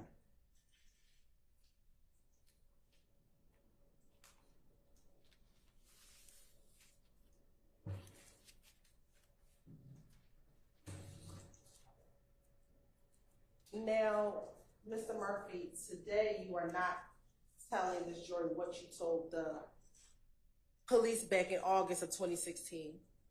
Why not? I don't remember. I don't want to lie to them.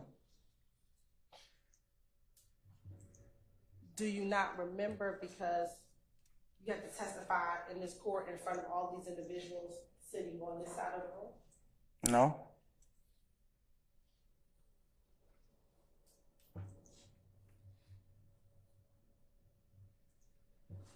Did you have concerns about talking to your permission to approach? Yes.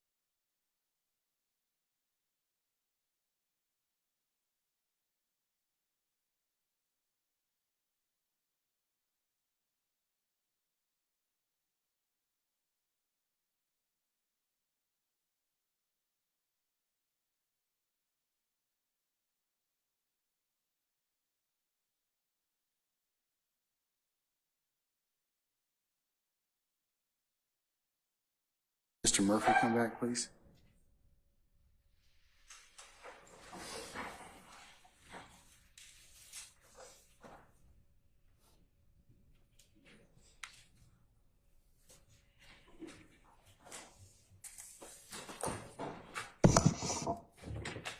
All right. Members of the jury, we have gotten to a point in the day where I think it might be appropriate for us to stop at this point. So what I'm going to do is, Mr. Murphy, if you could, I'm going to release you at this point in time for the day. Come back tomorrow for 12:30 and be in pocket, and we'll call you. We'll probably be here the afternoon, okay? Okay. All right, remember, don't discuss your testimony with anybody except the attorneys in this case, okay? Okay. All right, thank you, sir.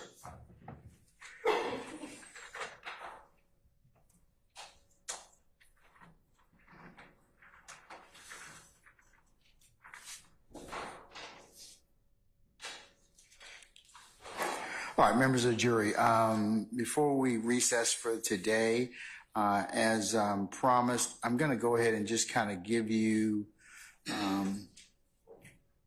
kind of where we are for the next few days. So tomorrow's the 12th.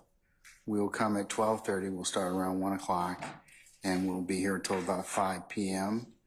On Monday the 15th, I'll ask you to report for 8:30, and we'll be here the day. The 16th, Tuesday, we're going to have a short day because one of your members has a medical appointment. So we're going to go from 10, you'll report for 9:30, and we'll go to about 12:30, and that will complete our business for that day. The next day, the 17th, you'll report at 12:30, and we'll go to about 5. The 18th, you'll report for 8:30, and we'll go to about 1:45. One of your members has a doctor's appointment. And then that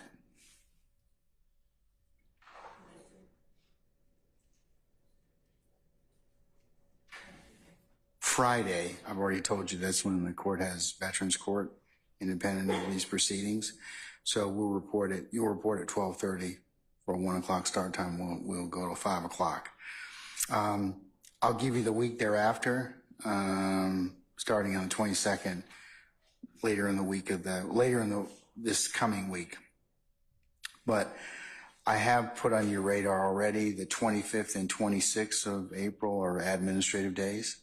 So you can, I hope you've booked those already. As well as the 2nd and the 3rd of May will be administrative days. So you can go ahead and put those down. The 22nd through the 24th, that's at that Thursday and Friday. That will be an administrative day for you all. You know, the 27th of May is Memorial Day. That's Monday. That's a holiday. On Monday, the 6th, I should say the 3rd of June, you'll have an administrative day on that day. June 19th, which is Juneteenth, we have a county holiday. And then the 26th through the 28th will be administrative days of June. So those days, go ahead and put those on your calendar if you want to go ahead and book something now, or you need to take care of some personal business and the like. We will go ahead and you can do that. Also, in relationship to the question you've asked me about remuneration on those days that you're not here, I have got some smarter people than me, the other lawyers in the county, taking a look at that issue. So I can go ahead and give you a firm answer on that. We think yes, but we need to get approval, okay? Because you can't do anything else on those days. And so that's why we have indicated to them that that would be something that we should do. So I hadn't dropped off the plate. We're working on it. So what are your questions of me at this point, if any? There's always somebody, I'm just being polite, right? Okay, all right. So, ma'am, what is your question? I just want to clarify for May, you said the 22nd and the 23rd? The 22nd through the 24th.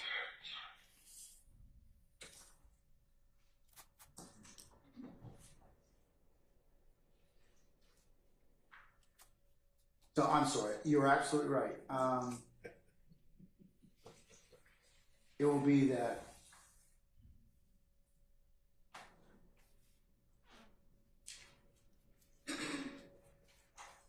We will work on the 22nd. So it's actually the 23rd and the 24th. So thank you for that clarification. You're welcome. You're very welcome. She's probably thinking, oh, you just cheated yourselves out of the day. Thanks a lot. Okay. All right, but yes, I would have clarified later on. I would have been, I can't get my stuff together. All right, any other questions of me, administrative in nature? Okay, all right. This is, of course, subject to change, and I will, like I said, we'll do the pinpoint when you report and on a week-to-week basis, because sometimes that changes or I need to tweak it. But for the most part, that's our schedule for tomorrow and for next week. Okay? All right. Ladies and gentlemen, unless you have any other ministerial inquiry of me, let me go ahead and give you your admonitions. Please leave your notepads in the basket.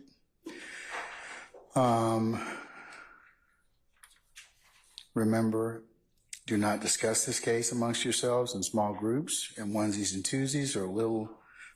And as you're sitting back there, it will be a violation for you to recap the case, recap person's testimony, consider anything that we have discussed out here until such time as I tell you when you're to begin your deliberative process.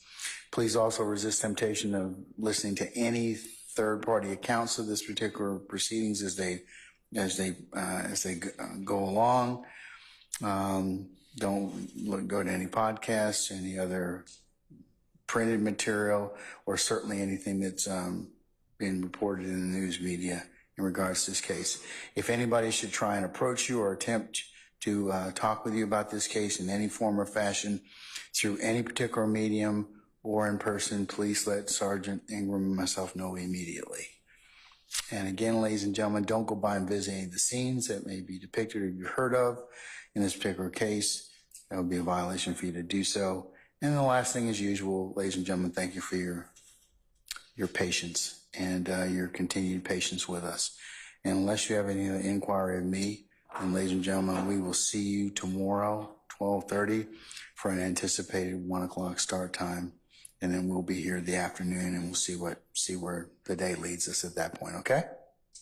All right, ladies and gentlemen, all rise.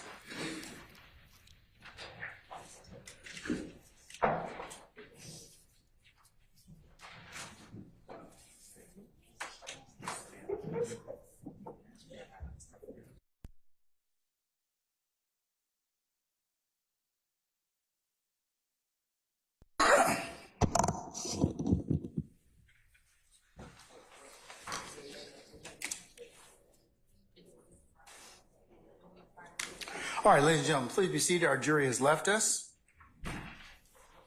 All right, is there anything else I need to take up with you all for the good of the order?